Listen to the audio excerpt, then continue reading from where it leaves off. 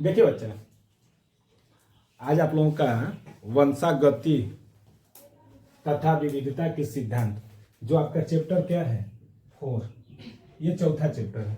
पांचवा चैप्टर बता दिए। उल्टा चल रहे हैं हम लोग, शुरुआत से नहीं चलकर हम लोग जो लास्ट था इसके बाद आए। तो ये चौथा चैप्टर है। ये भी क्या होगा 1 शॉट में पूरा कंप्लीट। जितने इंपॉर्टेंट क्वेश्चन होंगे 1 शॉट में कंप्लीट कर दिया जाएगा। यानी क्या है, मेंडल के वंशागत है ना। वंशागत क्या होता है? वंशा मतलब वंश, गति मतलब आने वाला पीढ़ी, आने वाला वंश कैसा होगा, है ना। तो कई वैज्ञानिक आए गए, कई लोग आते हैं चले जाते हैं, पता नहीं चलता है। तो उसी तरह एक वैज्ञानिक आए थे जिनका नाम था मेंडल आए थे। तो आनुवंशिकता का ये इनको जनक कहा गया, जेनेटिक्स के ये फादर कहे गए, क्योंकि इन्होंने ऐसा सिद्धांत बताया कि सही हो गए आगे चलकर। लेकिन जब ये जिंदा थे तो इनकी जो थी किताबें या चाहे जो प्रयोग किए थे उनको ये लोग ज़्यादा जोर नहीं दिए थे। लेकिन इनके मरने के लगभग 23 से 24 साल 25 साल बाद इनके सिद्धांतों को गुणगान गाया गया। जैसे नहीं होता है कि कोई हम आज सिद्धांत दे दिए, उस पर लोग ध्यान नहीं दिए, लेकिन हमारे मरने के बाद 20 से 25 साल बाद कोई होंगे जो पढ़ेंगे हमारी किताबों को, हमारी अवधारणाओं को, तो उस पर फिर क्या करेंगे, प्रयोग करेंगे। अब प्रयोग वो क्या हो जाए, सफल हो जाए, तो कहा जाता है कि ये, तो उसी तरह ये भी थे कि इन्होंने शुरुआत में तो बहुत काम किए मेंडल, और उन्हीं को आनुवंशिकता के क्या कहा जाता है, जनक कहा जाता है। कि बता दिए थे कि आने वाला पीढ़ी कैसा होगा। जैसे लंबा है, 2 लोग माता पिता लंबे हैं तो आने वाली पीढ़ी भी क्या हो जाती है, लंबी हो जाए। या जो दोनों बौने होंगे तो आने वाली पीढ़ी भी क्या होगी, बौनी हो सकती है। या एक लंबा है एक बौनी है, तो हो सकता है लंबा भी हो सकता है बौनी भी हो सकती है। तो इन्होंने कई तरह के अपने प्रयोगों को क्या किया था, अपना सिद्धांत दिया था। तो उसी में आपका पहला क्वेश्चन जो आता है कि मेंडलवाद पर संक्षिप्त टिप्पणी लिखिए। देखिए श्योर है, बोर्ड एग्जाम के लिए ये श्योर होता है, हर साल हर मॉडल पेपर में ये प्रश्न छपा है। मेंडल कहीं नहीं जाएंगे, जब तक बोर्ड एग्जाम होगा तब तक मेंडल रहेंगे साथ में, पकड़े रहते हैं। 10 में भी देखिए तो मेंडल पकड़े हैं, 12 में भी मेंडल सथले रहते हैं। कहते हैं कि 10 में जो अधूरी रह गई थी कहानी उसको 12 में पूरा कर दिया जाए ना, क्योंकि 12 का जब रिजल्ट खराब होता है ना तो बड़ा दर्द होता है। जो अधूरी कहानी 10 में छूट गई थी, उसी अधिक अधूरी कहानी को पूरा करने के लिए 12 में आते हैं। और 12 में अगर रिजल्ट खराब हो गया तो जीवन भर दुख होता है। तो इस दुखों को बचिएगा।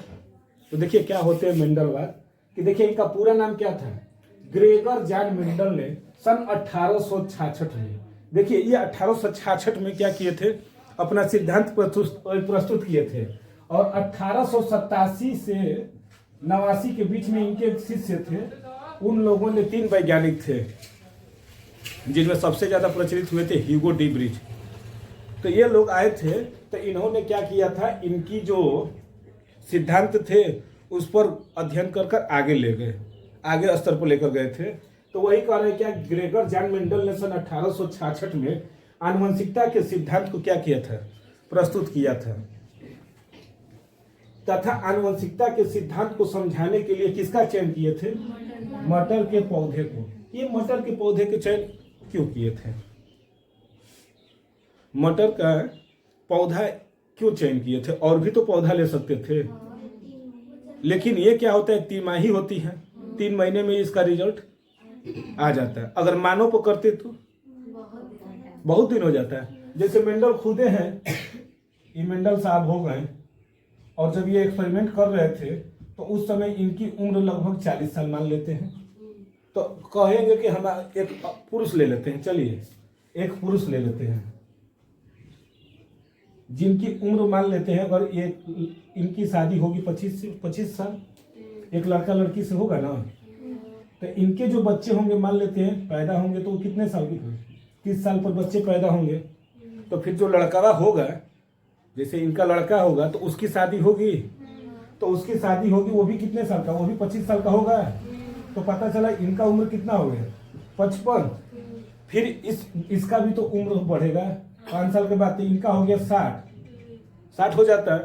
तो 60 साल के बाद फिर उनका नाती के लिए, अब नाती का शादी करें तब ना, तब तक पता चला ये खत्म होता है ना। इसीलिए उन्होंने क्या किया था, मटर के पौधे को लिए थे, चर्च में पढ़ाते थे, पादरी थे, और वहीं पर अपना अध्ययन कर रहे थे। आप लोग भी धीरे धीरे कुछ पढ़ते रहिए, तो कुछ टेक्नोलॉजी सीखते रहिए। आजकल तो ऑनलाइन का ज़माना है, सब कुछ गूगल है, ये सब से पूछते रहिए कि ये चीज़ कैसे बनेगा, तो आप लोग भी एक्सपेरिमेंट करना सीख जाएंगे। पढ़ते रहिए, कुछ ना कुछ सीखते जाइए टेक्नोलॉजी। तो वो भी क्या किए, पढ़ाते रहे और अपना टेक्नोलॉजी प्रयोग करते रहे। तो उन्होंने मटर के पौधे को इसलिए लिया था क्योंकि उसका रिजल्ट क्या हो जाता था, जल्दी जल्दी मिल जाता था। तो ये तिमाही रहता था। तो उसी तरह इन्होंने क्या किया था, मेंडल ने 7 वर्षों तक मटर के पौधे पर क्या किया था, काम किया था। इन्होंने मटर के 7 विपरीत लक्षणों का क्या किया था, 7 विपरीत लक्षणों का चयन किए थे। एक दो नहीं, कई तरह के होते हैं। एक से करेंगे तो नहीं ना पता चलता है। हर तरह से उसकी लंबाई पर, फली का रंग, गोराई, हर एक चीज देखे होंगे। जैसे हम लोग भी यही एक्सपेरिमेंट ना होता है। तो इन्हीं सिद्धांतों तथा प्रयोगों के आधार पर मेंडल को आनुवंशिकता का जनक कहा जाता है। इन्हीं सिद्धांतों के कारण मेंडल को जनक कहा जाता है, आनुवंशिकता का। 1 नंबर में बहुविकल्प में पूछता भी है, बोर्ड में पूछेगा। इसके बाद दूसरा प्रश्न आता है कि मेंडल ने अपने प्रयोगों के लिए कितने लक्षणों का चयन किया था। कितने लक्षणों का, तो अभी ऊपर बोले थे कि 7 विपरीत लक्षणों का चयन किए थे, यही ना। अब 7 के नाम लिखना पड़ेगा ना, जिसमें पहला क्या था, बीज का रंग। पहला लक्षण यही था कि पहले रंगों पर देखे थे कि लाल है, पीला है, सबका क्या किया, संकरण कराए, निषेचन कराए, संकरण कराए। संकरण कि लाल का सफेद के साथ तो आने वाली पीढ़ी कैसा होगा, तो पिंक हो जाएगा, दोनों का मिक्स हो जाएगा, है ना। तो उन्होंने अपना अलग अलग हर तरह का किए थे एक्सपेरिमेंट, जिसमें पहला था बीजों का रंग, फिर दूसरा था बीज का आकार। आकार देखे थे कि लंबा है कि बौना है ना, बौना है, लंबा है, हर एक तरह का क्या किए थे, एक्सपेरिमेंट किए थे। फिर पुष्प का रंग, तीसरा है पुष्प का रंग, यानी उसका रंग कैसा है, पुष्प का क्या रंग है, ये देखे थे। कि जैसे नहीं है, कहाँ गया जी फूल, ये देख रहे हैं ना, लाल और सफेद दोनों का मिश्रण है ना, इसीलिए इसका पिंक हो गया ना। यानी इसका संकरण कैसे हुआ होगा, लाल पुष्प से और सफेद पुष्प से। तो पता चला कि ये कलर वाला अब आ गया, क्या पिंक कलर का आ गया ना। देखिए कुछ सफेद है तो कुछ लाल भी है ना। तो ये हो सकते हैं, समझ रहे हैं। इसके बाद आया था चौथा नंबर, पुष्प की स्थिति, उसकी स्थिति कैसी थी, पुष्प की स्थिति कैसी थी, उस पर ये किए थे। फिर 5वां, फली का आकार, फली कैसा है, फली का आकार। एक देखे होंगे, छोटा मटर एक होता है, बड़ा मटर होता है ना। एक मटर में देखिएगा ना, तो भेतिये में रहता है, दाना रहता है, उसको कहते हैं देसी मटर ना। एक होता है पूरा बड़ा रहता है ना, तो उसको कहते हैं। तो वही फली का आकार कैसा है ना, छोटा है कि बड़ा है। फिर 6वां, तने की लंबाई, तने की लंबाई कैसी है, लंबी है कि छोटी है, होता है ना। जो छोटका होगा ना, तो वो क्या होगा, देखेंगे तो जमीनी स्तर पर रहते हैं। ये जो लंबे लंबे होते हैं, उनको वो देना पड़ता है, टांगने के लिए सहारा प्रदान करते हैं ना, तब जाके। इसके बाद क्या आता है, फली का रंग। 7वां क्या है, फली का रंग, ये दिए थे। ये 7 लक्षणों को उन्होंने क्या किया था, अपने प्रयोगों में बताया था। समझ में आया क्या, बीज का रंग, बीज का आकार, पुष्प का रंग, पुष्प की स्थिति, फली का आकार, तने की लंबाई और फली का रंग। ये समझ में आया? तब आगे चला जाए।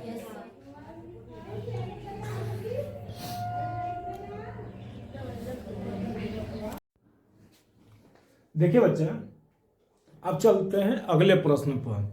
जैसा कि मेंडल ने अपने 7 क्या किए थे, लक्षणों का चयन किए तो थे, कि मेंडल ने 7 लक्षणों का चयन किया था, लेकिन क्यों किया था? मटर के ही पौधे को वो क्यों चयन किए थे?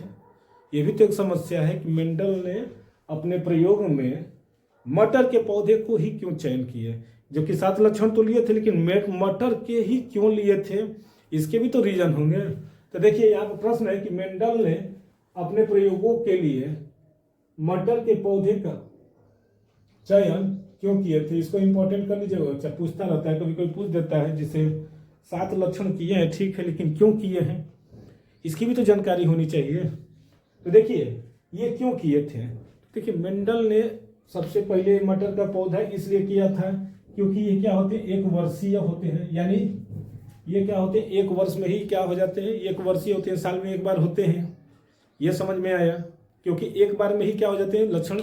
दूसरा है कि इनमें फल और फूल क्या होते हैं, बहुत अधिक मात्रा में लगते हैं। दूसरा रीजन ये हो गया, क्योंकि हमको जानकारी लेना है, तो थोड़ा मोड़ा में तो लेंगे नहीं, कम समय में ज़्यादा रिजल्ट देना, तो उन्होंने सबसे अच्छा उपाय इसी को ही खोजा था, क्योंकि मटर को, क्योंकि ये देखे थे कि इनमें कई तरह के क्या होते हैं लक्षण विकसित हो गए।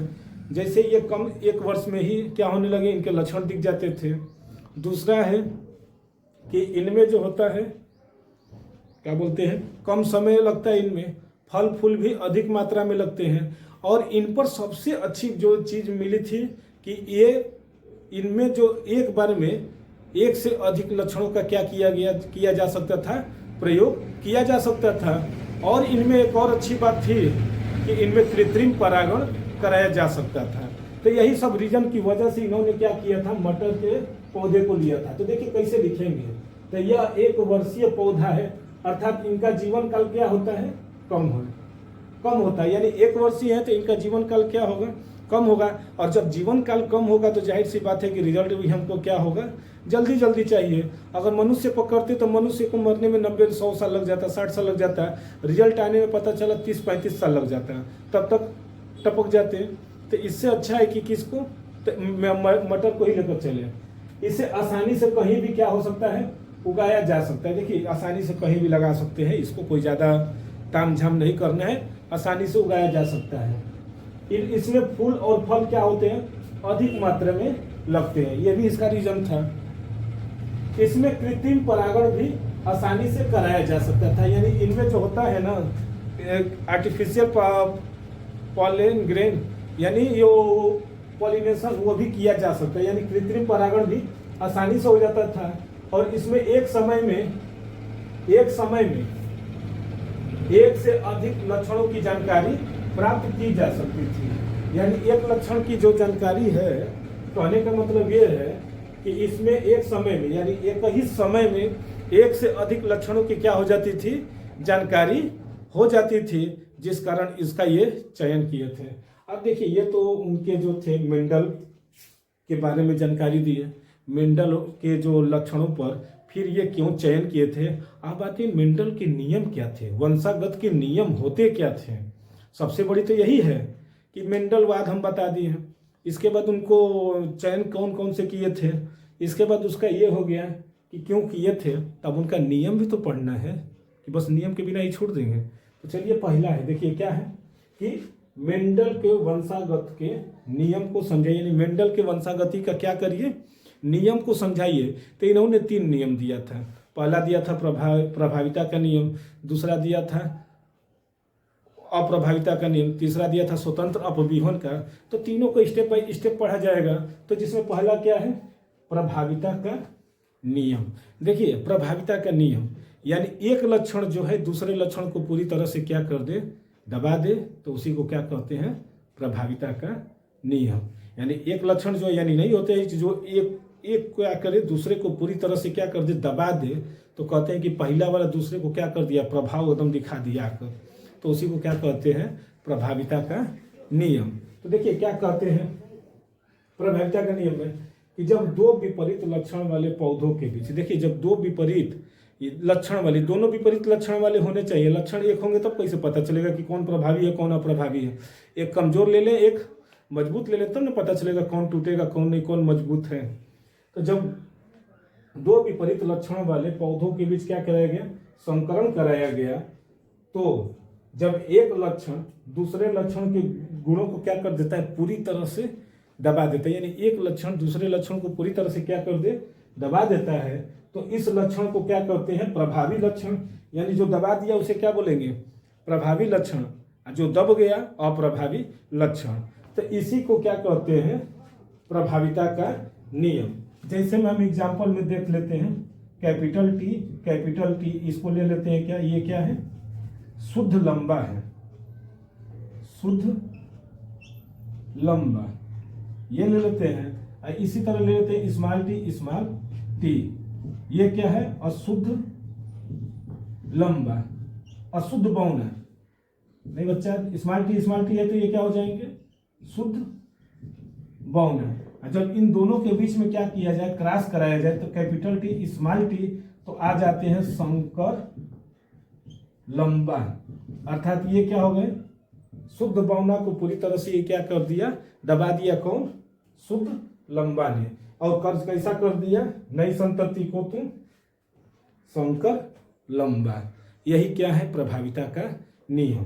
यानी कैपिटल टी क्या है, प्रभावी है, और स्मॉल टी क्या हो गया यहाँ पर, अप्रभावी। यही ना हुआ, स्मॉल टी को कैपिटल टी ने क्या किया, पूरी तरह से दबा दिया और अपना लक्षण क्या कर दिया, वहां पर प्रकट कर दिया, जिस वजह से कौन से आ गए, नई पीढ़ी संकर लंबा। तो ये क्या थे, प्रभाविता के नियम। अब चलते हैं दूसरा नियम इनका देखते हैं।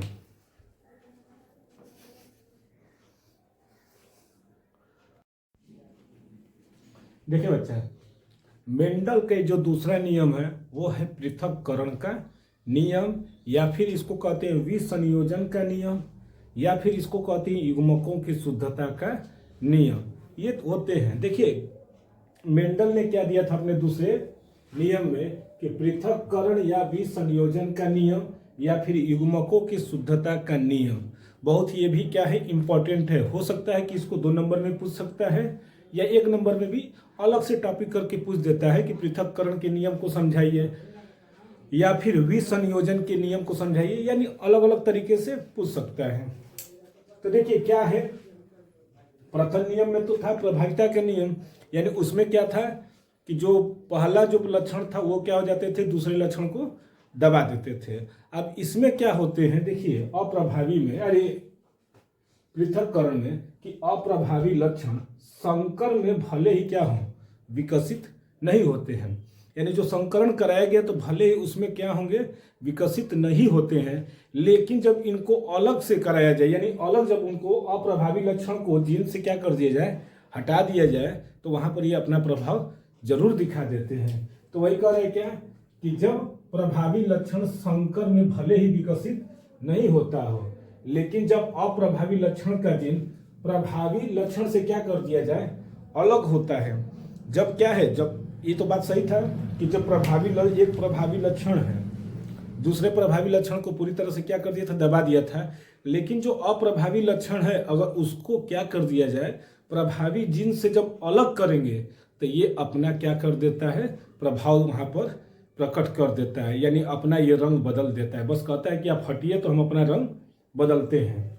तो वही कर रहे क्या, लेकिन जब अप्रभावी लक्षण का जीन प्रभावी लक्षण के क्या होता है, अलग होता है, तो वह अपने लक्षण को क्या कर देता है, प्रकट कर देता है, अर्थात इसमें युग्मकों की शुद्धता क्या हो जाती है, बनी रहती है। इसमें क्या हो जाती है, युग्मकों की शुद्धता बन जाती है, और जिस कारण इसे क्या बोल देते हैं, युग्मकों का शुद्धता का नियम भी कहते हैं, पृथक्करण का नियम भी कहते हैं, या विसंयोजन का नियम भी कहते हैं, या फिर इसे युग्मकों की शुद्धता का नियम भी कहते हैं। अब इसको संकरण के माध्यम से समझा जाए, जैसे अभी हम करवाए थे, उसमें क्या देखिए, कैपिटल टी ये थे, और ये क्या था, स्मॉल टी, ये क्या थे, शुद्ध बौना, यही थे ना बच्चा, और ये क्या थे, शुद्ध लंबा, शुद्ध लंबा, ये हो गए थे। इनको कहा जा सकता है कि क्या है, ये जनक है, ये जनक है। यानी पूरी तरह से हमने लिया है शुद्ध लंबा और शुद्ध बौन है। जब इनको संकरण कराया गया था तो क्या प्राप्त हुए थे, संकर लंबा यहाँ पर प्राप्त हुए थे, संकर लंबा, यही ना प्राप्त हुए थे। ये क्या कहलाए थे, F1 पीढ़ी इनको कह सकते हैं। लेकिन जब इनके ये जैसे संकर लंबे का ये क्या कराया गया था, तो जब इनका फिर से परागण कराया गया था इन्हीं के यानी संकर लंबे के साथ, तो इनमें जो है 4 लक्षणों वाले क्या हो गए, वो पौधे प्राप्त हो गए। जैसे यही थे, तो इनमें जो 4 लक्षणों वालों को हम अलग से जब इसको ऐसे देखेंगे, देखिए, तो जब इसका इसके साथ करेंगे तो कैपिटल टी, स्मॉल टी यानी संकर लंबा, फिर इसी टी का उसके साथ, सॉरी देखिए बच्चे, ये तो हमको क्या प्राप्त हो गए, पूरी तरह से संकर लंबा यहां पर प्राप्त हो गए। अब फिर इनका अगर फिर से संकरण करा दिया जाए, एक स्टेप बना तो द्विसंकरण, ये एकल संकरण था, इनको एकल संकरण कहा जा सकता है।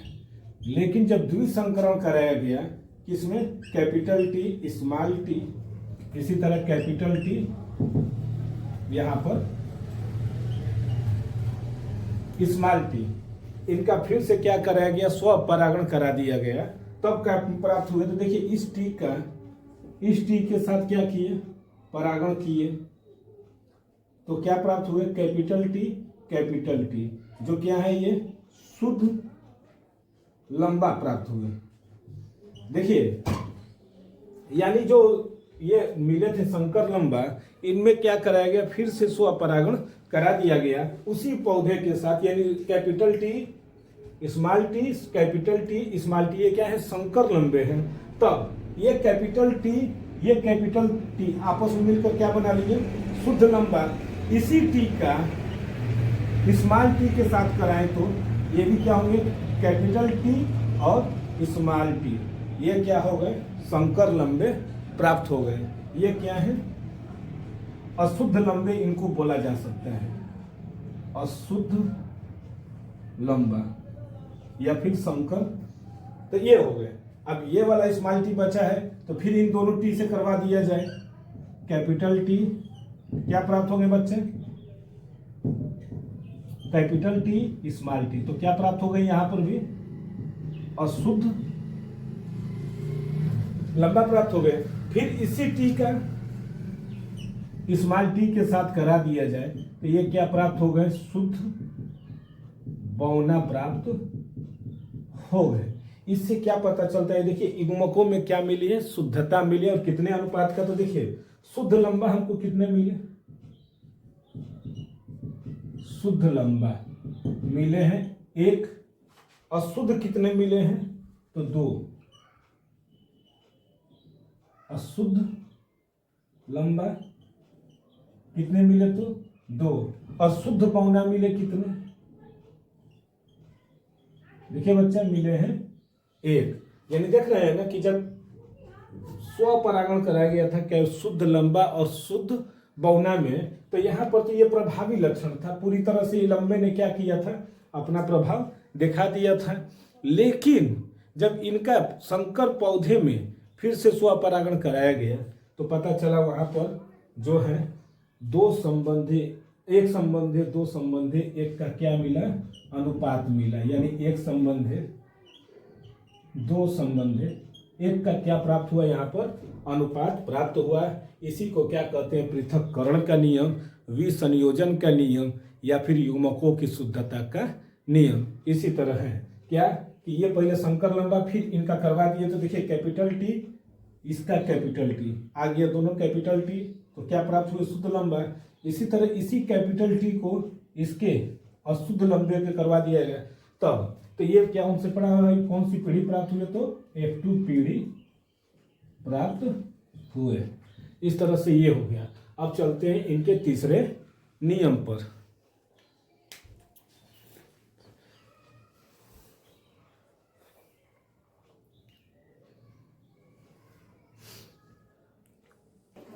देखिए बच्चा, ए बच्चे पढ़ लो, मैं वो पढ़े के भेजता ना। हाँ तो पढ़ लो। देखिए मेंडल का तृतीय नियम क्या कहता है, वो कहते हैं कि स्वतंत्र अपव्यूहन का नियम, यानी इनके का जो क्या होंगे, सब के सब स्वतंत्र हैं, है ना। प्रभाविता में तो प्रभावी कर दिया, पहला लक्षण दूसरे लक्षण को दबा दिया, है ना। दूसरा क्या था, पृथककरण, सब अलग अलग हो गए। लेकिन तीसरा कह रहा है कि हम एकदम स्वतंत्र हैं, हम किसी भी कारक में क्या है नहीं रहेंगे, हम जा रहे हैं, स्वतंत्र हो गए, है ना। तो देखिए स्वतंत्र अपव्यूहन के नियम के अंतर्गत आता है कि इस नियमानुसार किसी लक्षण के कारक युग्म में से कारकों का चयन क्या होता है, स्वतंत्र होता है। दो कारक ही लिया जाता है, लिया जाएगा ना, दो ही कारक है, दोनों क्या है, कह रहे हैं कि अब हम जो आएंगे अगली पीढ़ी लेकर तो वो तो आपका सुन लेंगे, लेकिन इसके बाद वाला जो पीढ़ी आएगा वो हम नहीं सुनेंगे। हम लोग क्या हैं, स्वतंत्र हैं। प्रथम पीढ़ी तो हो जाती है कि दोनों कारक में से किसी एक पर चला जाता है, लेकिन उसके बाद फिर से उनमें स्वपरागण करा दिया जाए तो वो पूरी तरह से क्या हो जाएंगे, स्वतंत्र हो जाते हैं।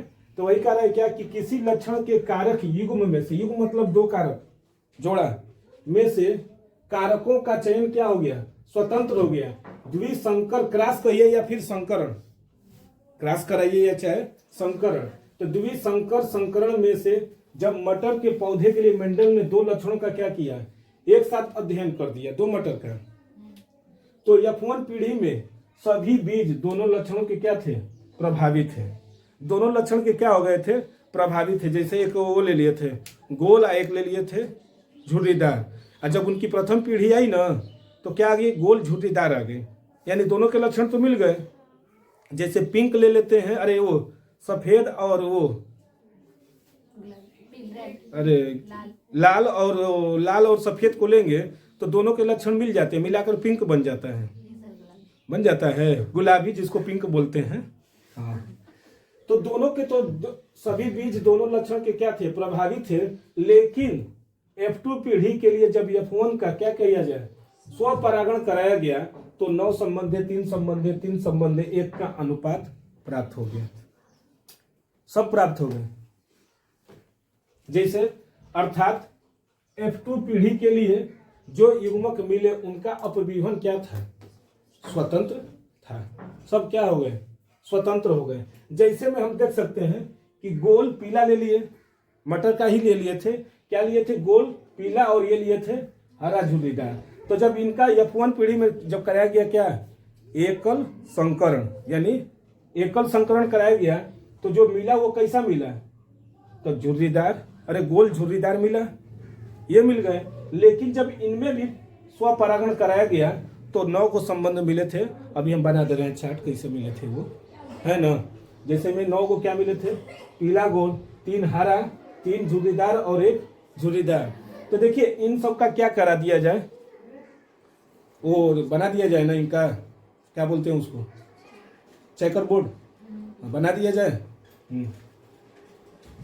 16 बनेंगे ना, ध्यान दीजिएगा बच्चा।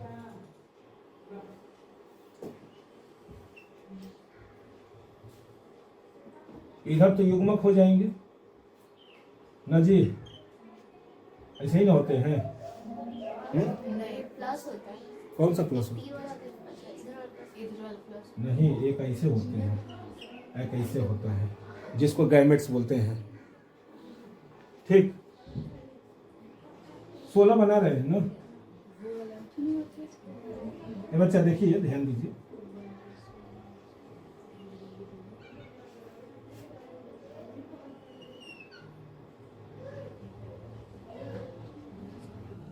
ये हो गए, इधर से 4 तो नीचे से भी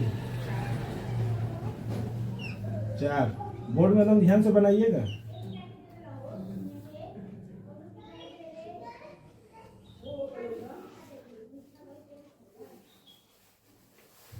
ये बनेंगे। पहले 16 को बड़ा बड़ा खाना रखिएगा, क्योंकि लिखना भी है बड़ा बड़ा, छोटा मोटा नहीं रखना है ना जी। पहला क्या है, आर आर वाई वाई है ना, तो सभी गैमेट्स को रखें, इधर लिखेंगे कैपिटल वाई और कैपिटल आर, पहले रखेंगे कैपिटल वाई कैपिटल आर। जब यहाँ पर यही चीज रखेंगे तो यहाँ पर भी क्या रखेंगे, जो यहाँ पर वो भी है ना। मेंडल थोड़ा सा वो मैथ के अच्छे खासे जानकारी थे, जिस कारण वो सांख्यिकी में भी अच्छे खासे बता कर चले गए। ये हो गया। दूसरा क्या रखेंगे, देखिए कैपिटल वाई है कैपिटल आर, अब कैपिटल वाई स्मॉल आर, तो यहाँ पर भी क्या है कैपिटल वाई स्मॉल आर, होगा ना, यही ना। अब इसके बाद जाएंगे तो क्या लिखेंगे, स्मॉल वाई और कैपिटल, होगा ना। और अब स्मॉल वाई और स्मॉल हो गए। उसी तरह यहाँ पर भी, तो अब क्या लिखेंगे, capital small Y capital R और स्मॉल वाई, हो गए ना सर। अब संकरण कराया जाए, संकरण कराया जाए इसका इसका इसके साथ, एक का जो है ना चारों में कराया जाएगा, फिर एक का चारों में, चारों के लिए क्या किया जाएगा, अलग अलग, है ना।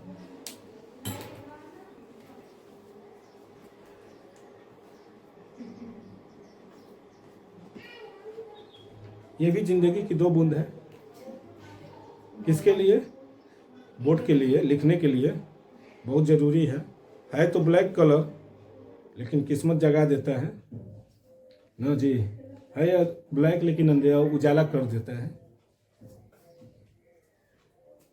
जीवन में भी अंधेरा कभी कभी होना चाहिए, तभी तो उजाले का पता चलेगा। देखिए इसका इसके साथ करवाएं तो क्या लिखेंगे, कैपिटल वाई और ये कैपिटल वाई, दोनों होंगे, यही क्या हो जाएंगे, कैपिटल आर होंगे ना। फिर इसका इसमें capital Y capital R small R, क्या प्राप्त होंगे, गोल पीला, होगा ना, क्योंकि कैपिटल वाई है ना, तो ये प्राप्त हो गए का गोल, हम यहां पर लिख देंगे अलग से ना जी। फिर इसका इसके साथ, तो कैपिटल वाई स्मॉल, आइए कैपिटल आर कैपिटल आर होंगे। उसी तरह इनका इनके साथ, तो कैपिटल वाई स्मॉल वाई, आइए कैपिटल आर, हो जाएंगे ना, समझ में आ रहा है ना। इन चारों का इनमें सब में गुणा कर दिए, ऐसे नहीं तो ऐसे तो हो जाएगा, गुणा करिए चारों ही, फिर हई चारों का इन चारों में गुणा कर दिए, एक का क्या, capital Y capital R small R, होगा ना। उसी तरह ये कैपिटल वाई स्मॉल आर होंगे। फिर इसका capital Y small Y capital, होगा ना बच्चा, दिक्कत है नहीं। फिर इसका इनके साथ कैपिटल वाई स्मॉल आर, फिर अब इनका कैपिटल वाई स्मॉल वाई, और दोनों क्या हैं, कैपिटल, फिर इनका इनके साथ, अरे ये तो स्मॉल है ना जी, हाँ तो ठीक है, वाई आइए स्मॉल वाई, आइए कैपिटल आर स्मॉल आर, फिर इनका इनके साथ स्मॉल वाई कैपिटल आर, फिर इनका इनके साथ करवा दे तो स्मॉल वाई और कैपिटल आर, हो जाएंगे। अब ये capital Y small Y capital R small, अब यहाँ पर ये कैपिटल वाई स्मॉल वाई, दोनों क्या है, आर स्मॉल है ना। फिर यहाँ पर चले दोनों स्मॉल, एक कैपिटल एक स्मॉल, आई का हो जाएंगे स्मॉल वाई स्मॉल आर, हो रहे हैं ना। अब यहाँ पर देखिए इसका नाम क्या होगा, ये क्या हो जाएंगे, गोल पीला होगा ना, पीला। ये भी क्या होंगे, गोल। जहां जहां कैपिटल वाई है सब क्या होंगे, गोल पीला हो जाएंगे, होंगे ना, बोलिए। इसमें भी गोल पीला है और इसमें भी गोल पीला। 4 गो तो गोल पीला दिख गए। इधर भी तो पहले में सब में कैपिटल वाई है, हो जाएंगे। जहां जहां शुरुआत में क्या आए हैं, कैपिटल वाई आया है, सब गोल पीला हो जाएंगे। इसमें भी क्या हो जाएंगे, गोल पीला। ये भी क्या होगा, गोल पीला। ये भी गोल पीला। कितने हो गए, 4 और 3 7। यहाँ पर भी कहीं कहीं दिख रहे हैं, एक यहाँ पर दिख रहा है गोल पीला ना जी, क्या चीज। यहाँ पर जो पहले कैपिटल वाई वाले जो आगे हैं, नीचे वाले बगल वाला भी। ये भी है गोल पी। ये नहीं, देखिए भाई, देखिए स्मॉल आर है ना, तो झुर्रीदार। जब दोनों स्मॉल आर अगर आ गए तो वो क्या हो जाएंगे, झुर्रीदार हो जाते हैं। तो देखिए अब यहाँ पर देखिए, एक वो कैपिटल और एक वो क्या होना चाहिए था, दोनों एक कैपिटल वाई और एक कैपिटल आर, दोनों में अगर पाए गए हैं तो वो क्या हो जाएंगे, गोल पीला। तो देखिए एक यहाँ पर भी पाया गया है ना, गोल पीला। पहले पीले वाले को हटा देते हैं, एक यहाँ पर नहीं है, और कहीं है भाई, गोल पीला हो गया। और कहीं है कुछ, और बाकी देखिए सब जगह देखिए, जहां आपको जो खाने में एक कैपिटल वाई और एक कैपिटल आर होंगे, वो सब क्या होंगे, गोल पीला। तो ये देख रहे हैं कि ये वाले रो में और ये वाले रो में तो है, एक यहाँ पर भी है ना, और एक यहाँ पर दिखा, और बाकी में देखिए तो दोनों वाई है तो दोनों आर है, लेकिन स्मॉल है ना, तो ये नहीं होंगे। तो देखिए कितने हो गए, 1 2 3 4 5 6 7 8 1 9। गोल पीला कितना हो गया, 9 हो गया ना। अब क्या होंगे, ये क्या होंगे, देखिए ये वाला तो झुर्रीदार, पीला झुर्रीदार होगा ना, यहाँ पर लिखे भी है ना, झुर्रीदार पीला। तो ये क्या हो जाएंगे, झुर्रीदार पीला। क्यों, क्योंकि दोनों वाई क्या है, कैपिटल है ना। और कहीं है, यहां पर दिख रहे हैं ना, ये भी तो है, दोनों तो स्मॉल आर है, लेकिन यहां पर भी देखिए दोनों स्मॉल है, लेकिन ये क्या है, झुर्रीदार है ना, क्या पीला। और कहीं है, ये भी हो गया क्या, झुर्रीदार पीला। यानी झुर्रीदार पीला 3 हो गए, 1 2 3 हो रहे हैं। और क्या नहीं रहना है, गोल हरा है ना। कहाँ कहाँ देखिए स्मॉल वाई स्मॉल लेटर में है, तो कहीं दिख रहे हैं 1 2 और 1 3। क्यों, झुर्रीदार हरा ही लेंगे, ना कि वो पूरी तरह से लेंगे, ये नहीं। ये इसमें क्या है, दोनों क्या है, अलग है ना, तो वो हमारा झुर्रीदार हरा। लेकिन ये क्या है, गोल हरा, हमको गोल हरा मिलेगा। तो ये क्या है, दोनों स्मॉल वाई है ना, तो गोल तो है, लेकिन साथ में क्या है, गोल हरा। ये भी क्या है, दोनों स्मॉल वाई, गोल हरा, और ये गोल हरा। और लास्ट में एक ही ना बचा है, जिसको झुर्रीदार हरा कह सकते हैं। ये दोनों से क्या है, अलग है।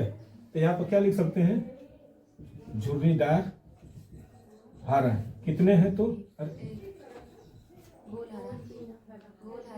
गोल हरा कितने हैं तो 3, और झुर्रीदार हरे कितने हो गए,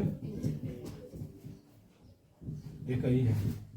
यही क्या है, देखिए तीनों 9 संबंध, 3 संबंध, 3 संबंध एक। आप पहचानने की यही है कि जहां जहां कैपिटल वाई होगा, याद कर लीजिएगा, कैपिटल वाई और कैपिटल अगर आर कहीं दिख रहे तो वो क्या कहलाएंगे?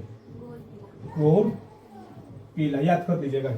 इस चेकर बोर्ड में कहीं भी देखिएगा कि जिसमें चार में से कोई दो गो वाई और आर दोनों क्या हो जाए? कैपिटल हो जाए तो क्या हो जाएंगे? गोल पीला हो जाएंगे। हाँ, और झुर्रीदार पीला के लिए क्या है? स्मॉल आर दोनों क्या हो जाए? क्या स्मॉल आर जो रहेंगे दोनों क्या होंगे?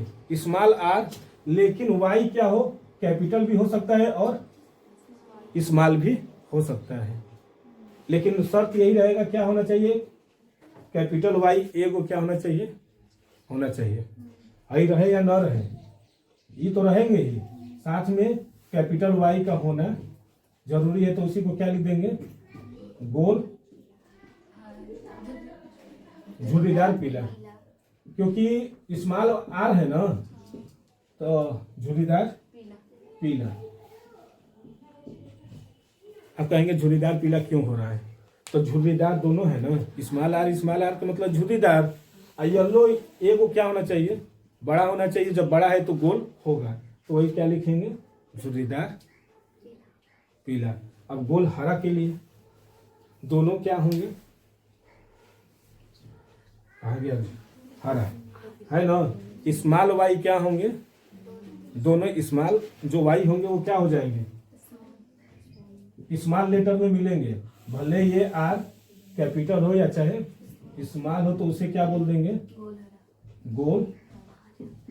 और लास्ट वाला तो दोनों स्मॉल रहेंगे। और लास्ट वाला जो मिलेगा ना, उसमें दोनों क्या होंगे? स्मॉल। तो यही पहचान है इसकी, है ना। तो ये मेंडल के तृतीय नियम का यही व्याख्या है। समझ गए ना। ये चेकर बोर्ड आसान है, बस यही वाला रहेगा ना तो आप लोग बना लेंगे। और लास्ट में वहाँ पर मत दिखाने लगेगा, बस यही बनाकर यहाँ पर मत लिखिएगा गोल पीला गोल पीला गोल पीला। अगर नहीं लिखेंगे ना एग्जाम में, ठीक है, लेकिन हाई लिख कर आइएगा कि इतना इतना है। हाई वाला भाई हो सकता है कि आप लोग मिस्टेक करने लगे, तो मिस्टेक करने का तो यही है कि ये हम पता कर लेंगे। हाई वाला गोल पीला, हाई वाला गोल पीला, लास्ट वाला हमको पता है झुर्रीदार, तो ये वाला जरूर बना दीजिएगा। और लास्ट में इसका रेशियो ऐसे गोल पीला झुर्रीदार ये लिख कर चेकर बोर्ड बना देंगे। हो सकता है अलग से भी पूछे 3 नंबर में, तो कर लीजिए, ठीक है।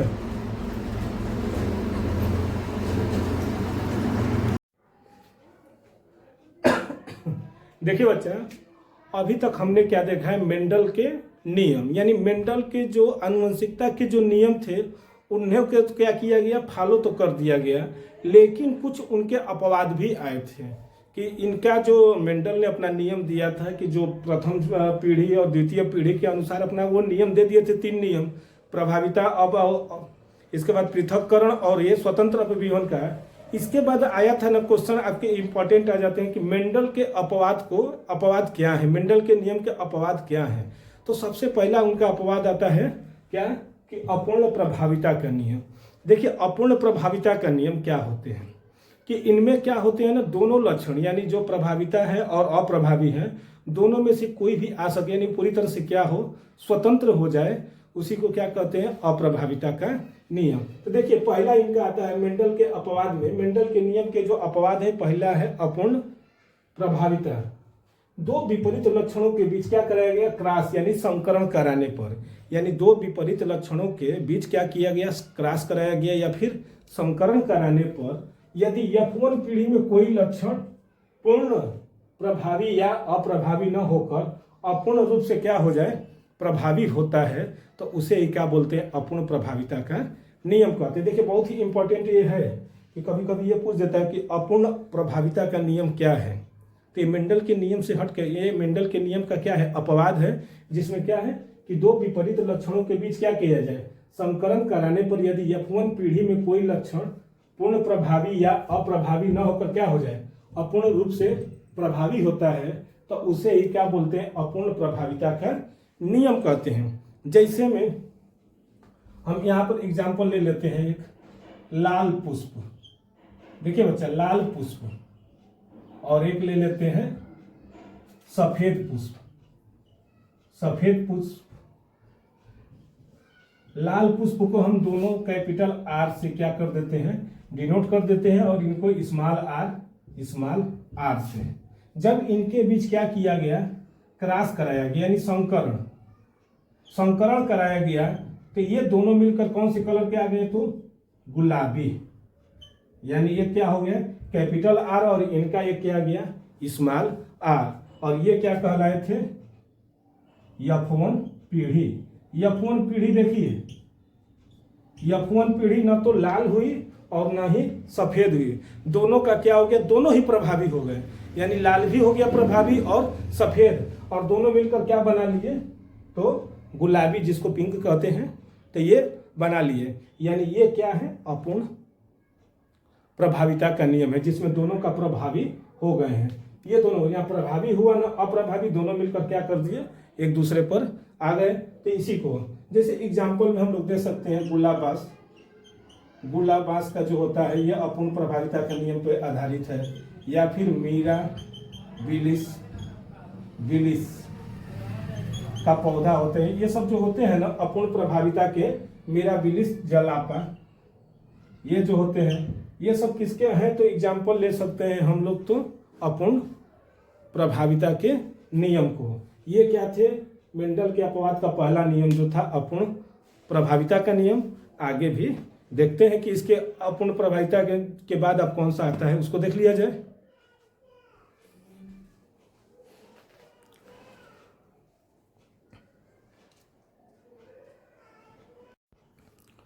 देखिए इनका जो दूसरा था अपवाद, वो था सप्रभाविता का नियम, अर्थात दोनों क्या होंगे, जो कारक होंगे वो क्या होंगे, दोनों ही प्रभाव हो जाएंगे, यानी सप्रभाविता, यानी दोनों क्या करेंगे, साथ साथ प्रभावित करेंगे। जैसे में देखिए ये क्या है, दूसरा सप्रभाविता के नियम में कि जब दोनों जनक के लक्षण क्या होंगे, पृथक रूप से, यानी अलग अलग रूप से, कहीं मैंने जैसे अभी वो क्या था, अपूर्ण प्रभाविता के नियम में दोनों का लक्षण घुल मिल गया था, लेकिन इसमें क्या होंगे, पृथक पृथक होंगे, यानी अलग अलग से प्रभाव डालेंगे।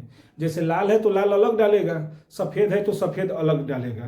तो ये क्या होते हैं, जैसे कहा जा सकता है कि चितकबर है, यानी दोनों के क्या होंगे, लक्षण आ जाते हैं। ऐसे में क्या आते हैं लक्षण में, तो वो पशुओं में आता है, जैसे लाल होते हैं या चाहे काला होते हैं, और उधर से सफेद होते हैं, तो देखिए दोनों के जो आते हैं लक्षण, तो क्या हो जाते हैं, चितकबरा जो आ जाते हैं, यानी उनके शरीर पर क्या होते हैं, कहीं सफेद तो कहीं लाल तो कहीं काला, ये सब लक्षण आ जाते हैं। तो वो किस में आते हैं, तो सप्रभाविता, यानी दोनों के लक्षण उस पर पृथक पृथक यानी अलग अलग रूपों में आ जाते हैं। तो उसी को क्या कहा जाता है, सप्रभाविता का नियम। देखिए जिसे जब दोनों जनक के लक्षण पृथक रूप से क्या हो, F1 पीढ़ी में प्रकट हो, तो इसे क्या बोलते हैं, सप्रभाविता का नियम कहते हैं, सप्रभाविता का नियम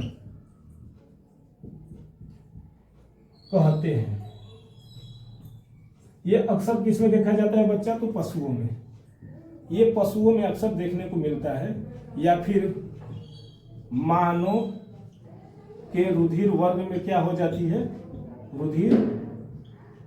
रुधिर वर्ग में इनके वंशागति में आते हैं, रुधिर वर्ग में वंशागत के रूप में आते हैं। ये जेनेटिक्स ही पढ़ रहे हैं, तो मानव रुधिर के वर्ग में भी क्या होते हैं, ये लक्षण उत्पन्न हो जाते हैं। जैसे हम अभी ले लेते हैं क्या, यहाँ पर लाल रंग के पशु को ले लेते हैं, लाल रंग के पशु को ले लेते हैं, यानी कैपिटल आर, और सफेद रंग के पशु को, सफेद रंग के पशु को इसमें ले लेते हैं स्मॉल आर। तो जब इनकी पहली जो संकरण कराया जाएगा, तो जो आने वाली जो पीढ़ी होगी, यानी कौन सी पीढ़ी होगी, तो F1 पीढ़ी, वो कैसा हो जाएगा, तो बच्चा चितकबरा, वो चितकबरा जिसको स्मॉल आर और कैपिटल आर होते हैं, और चितकबरे रंग का क्या होते हैं, पशु उत्पन्न होते हैं। तो इसी को, यानी दोनों लक्षण, सफेद का भी हो सकता है और लाल का भी, दोनों का क्या होते हैं, मिश्रण, यानी अलग अलग से आते हैं। जैसे में जेबरा में नहीं देखते हैं धारी धारी लगी रहती है, तो वो तो उनका वंशज है, लेकिन कहीं गाय भैंस में देखिए कहीं सफेद कहीं काला कहीं सफेद रहते हैं, चितकबरा रंग आ जाता है, तो वो किसके अंतर्गत आते हैं, तो उसी को क्या कहते हैं, सप्रभाविता का नियम कहते हैं। अब चलते हैं अगले नियम पर।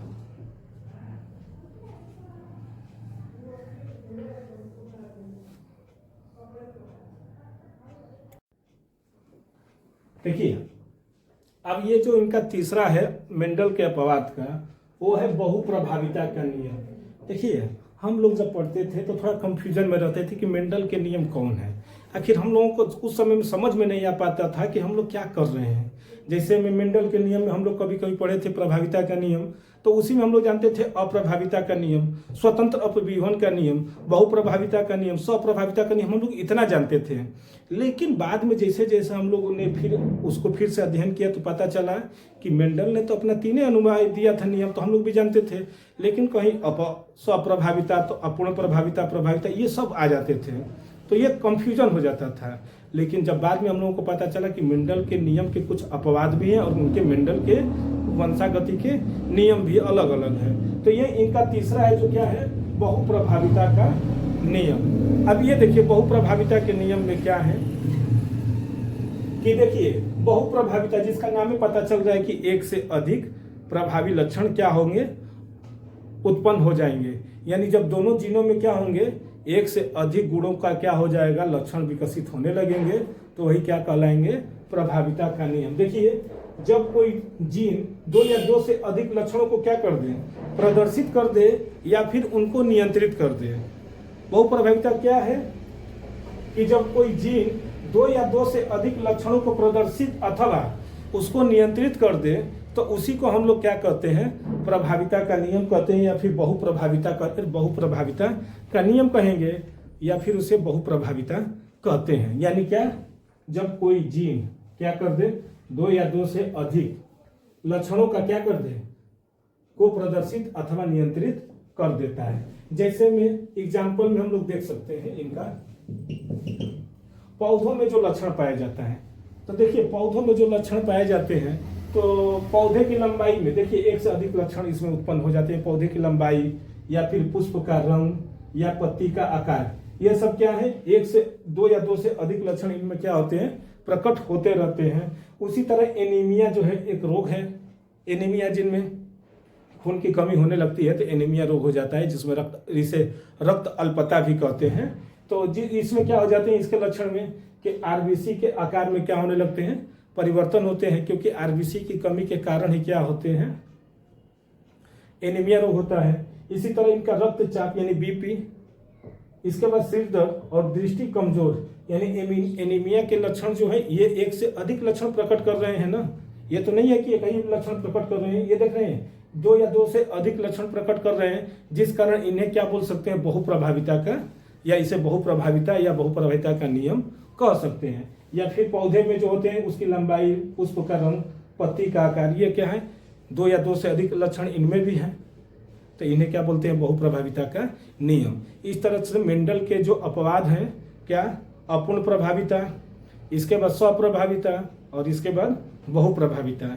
इस तरह से ये तीनों क्या हुए, मेंडल के जो तीन नियम थे उनके तीनों उनके अपवाद भी थे। तो ये हो गए। अब चलते हैं अगले प्रश्न पर।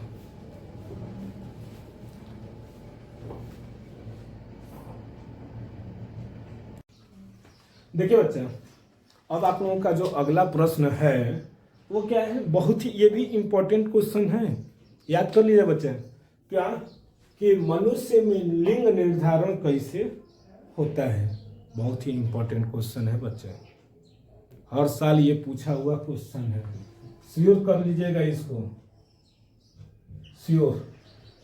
क्या कि मनुष्य में लिंग निर्धारण कैसे होता है, ये कह सकता है क्वेश्चन में, या फिर मनुष्य में जो होते हैं लिंग निर्धारण के कौन जिम्मेदार होते हैं, ये भी याद कर लीजिएगा। क्वेश्चन बहुत ही इंपॉर्टेंट है कि मनुष्य में जो होते हैं लिंग निर्धारण के लिए कौन से जिम्मेदार होते हैं, मेल होती हैं कि फीमेल होती हैं, या फिर मनुष्य में लिंग निर्धारण कैसे होता है, दोनों में से कोई एक जरूर पूछता है।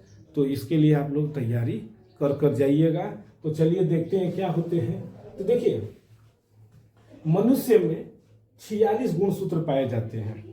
देखिए, मनुष्य में जो होते हैं 46 गुणसूत्र पाए जाते हैं। ये तो सत्य बात है कि जो मनुष्य हैं उनमें क्या होते हैं, प्रत्येक मनुष्य की बात होगी, मनुष्य जाति की ही बात हो रही है।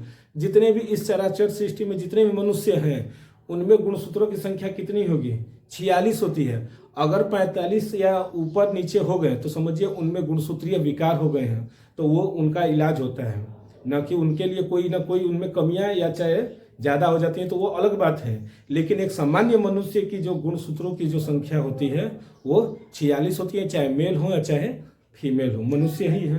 तो ये देखिए 46 गुणसूत्र होते हैं, और ये भी क्या होते हैं, 2 प्रकार के होते हैं। जो मनुष्य में जो गुणसूत्र होते हैं वे 2 प्रकार के होते हैं। एक होता है दैहिक गुणसूत्र और एक होता है लिंग गुणसूत्र। दैहिक या फिर शारीरिक या फिर कायिक गुणसूत्र।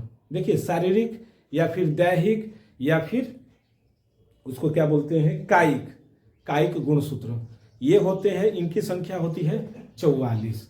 और जबकि जो 2 होते हैं वह होते हैं लिंग गुणसूत्र, जिससे पता चलता है कि ये मेल है कि ये फीमेल, यानी लड़का है कि लड़की है, महिला है कि पुरुष है। ये कौन बताता है, तो लिंग गुणसूत्र बताता है। जबकि 44 क्या होते हैं, दैहिक गुणसूत्र होते हैं, यानी कायिक गुणसूत्र या फिर शारीरिक गुणसूत्र। तो देखिए 44 की बात करते हैं, बच्चा पहले समझ लेते हैं। 44 प्लस 44, और ये मान लेते हैं ये मेल के हैं, और 44 क्या हो जाएंगे, फीमेल के। इनमें देखिए लगभग 90 से 95% जो होते हैं मेल और फीमेल की जो संरचना होती है, लगभग 90 से 95% क्या होती है, समान होती है। यानी 95% हम कह सकते हैं कि मेल और फीमेल की शारीरिक जो संरचना होती है वो समान होती है। देख रहे हैं 44 इनका भी है तो 44 इनका भी है। ये जो होते हैं समान होते हैं। जैसे 2 आंख अगर महिला के हैं तो 2 आंख पुरुष के हैं, 2 कान देखिए महिला के हैं तो 2 कान पुरुष के हैं, नाक उनके पास भी है, 2 हाथ 2 पैर, पेट, मुंह, आंत जो होता है लीवर, किडनी, सब हम अगर पुरुष के पास है तो महिला के पास भी क्या होती हैं, ये सब चीज़ें पाई जाती हैं। जिस कारण कहा जा सकता है क्या, उनकी 95% जो होती हैं संरचना लगभग क्या हो जाती है, समान हो जाती हैं। हाँ, बचते हैं जो लिंग गुणसूत्र, वो लिंग गुणसूत्र यानी उसको देख कर बताया जाता है कि यह लड़का है कि लड़की। जैसे कोई पैदा होता है तो बताती है नर्स जो होती है, जो करवाती हैं, तो वो लोग कहती हैं क्या कि आपको लड़का हुआ है या फिर लड़की हुई है। नहीं तो बाकी सब संरचना क्या होती हैं, दोनों की समान होती है। तो देखिए चलिए देखते हैं अब थोड़ा सा इसके बारे में, क्योंकि ये जो होता है बहुत ही क्या होते हैं, इम्पोर्टेंट होते हैं। तो देखिए पहला जो है दैहिक या कायिक गुणसूत्र, और दूसरा क्या है, लिंग गुणसूत्र। तो देखिए 22 जोड़ी गुणसूत्र नर तथा मादा में समान होते हैं। वही कह रहे हैं 22 जोड़ी यानी 44 जो गुणसूत्र है नर और मादा दोनों में क्या है, समान है, जिन्हें कायिक या दैहिक गुणसूत्र कहते हैं।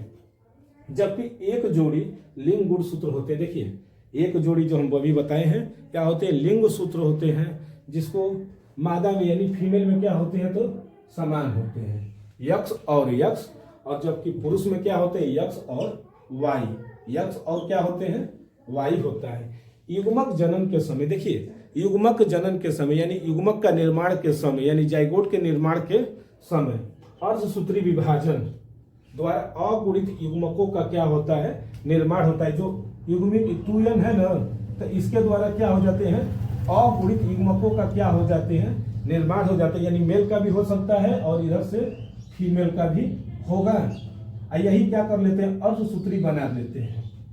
अर्धसूत्री विभाजन यही होता है। जनन के समय मानव शरीर में ऐसी ये कंडीशन होती है, जब जनन के समय ही क्या होते हैं, अर्धसूत्री विभाजन होते हैं। युग्मक जनन के समय क्या होते हैं, अर्धसूत्री विभाजन होता है, और नहीं तो हर जगह क्या होते हैं, वो समसूत्री होते हैं। तो वही क्या कर रहा है कि युग्मक जनन के समय अर्धसूत्री विभाजन द्वारा अगुणित युग्मकों का निर्माण होता है, जिसमें स्त्री में बने हुए दोनों युग्मक क्या होते हैं, 22 प्लस यक्ष।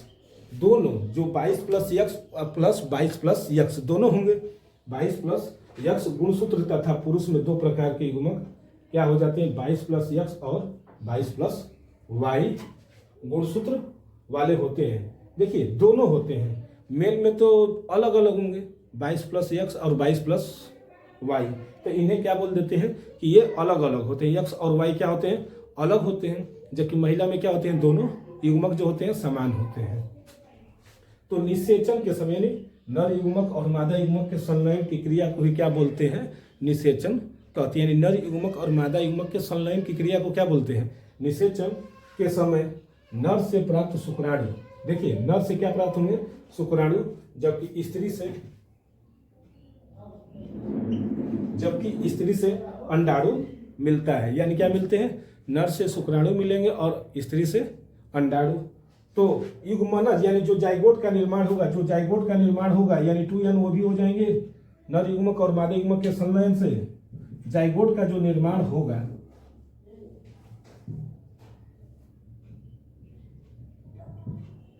जाइगोट का निर्माण, तो यानी तो युग्मनज 44 प्लस XX, जब 44 प्लस XX होगा तो क्या हो जाएंगी, फीमेल हो जाएंगी, यानी मादा हो जाएंगी। और 44 प्लस XY मिलेगा तो क्या कहलाता है, नर हो जाता है। तो अब बताइए सिंपल सी बात, इतना होने के बाद कि इनमें से कौन जिम्मेदार होगा, यानी गुणसूत्र के निर्धारण में, यानी गुणसूत्र में जो वो क्या बोलते हैं, जेंडर चेंज होते हैं, मेल या फीमेल है, तो कौन जिम्मेदार है। तो वो इस प्रकार का क्या होता है, लिंग का निर्धारण कौन करता है, तो शुक्राणु से होता है, क्योंकि उनमें तो दोनों सेम है, दोनों क्या हो जाते हैं, सेम हो जाते हैं। जबकि इनमें क्या होते हैं, X और Y क्या हो जाते हैं, अलग अलग हो जाते हैं, जिस कारण हम लोग कह सकते हैं कि मनुष्य में लिंग निर्धारण के लिए कौन जिम्मेदार है, तो पुरुष का यानी मेल का होता है, जिसमें क्या होते हैं, दोनों क्या होते हैं, अलग अलग X और Y होते हैं। तो इसको क्या करते हैं कि एक संकरण के द्वारा हम इसको समझा दे रहे हैं, तब तक इसका एक स्क्रीनशॉट ले लीजिए।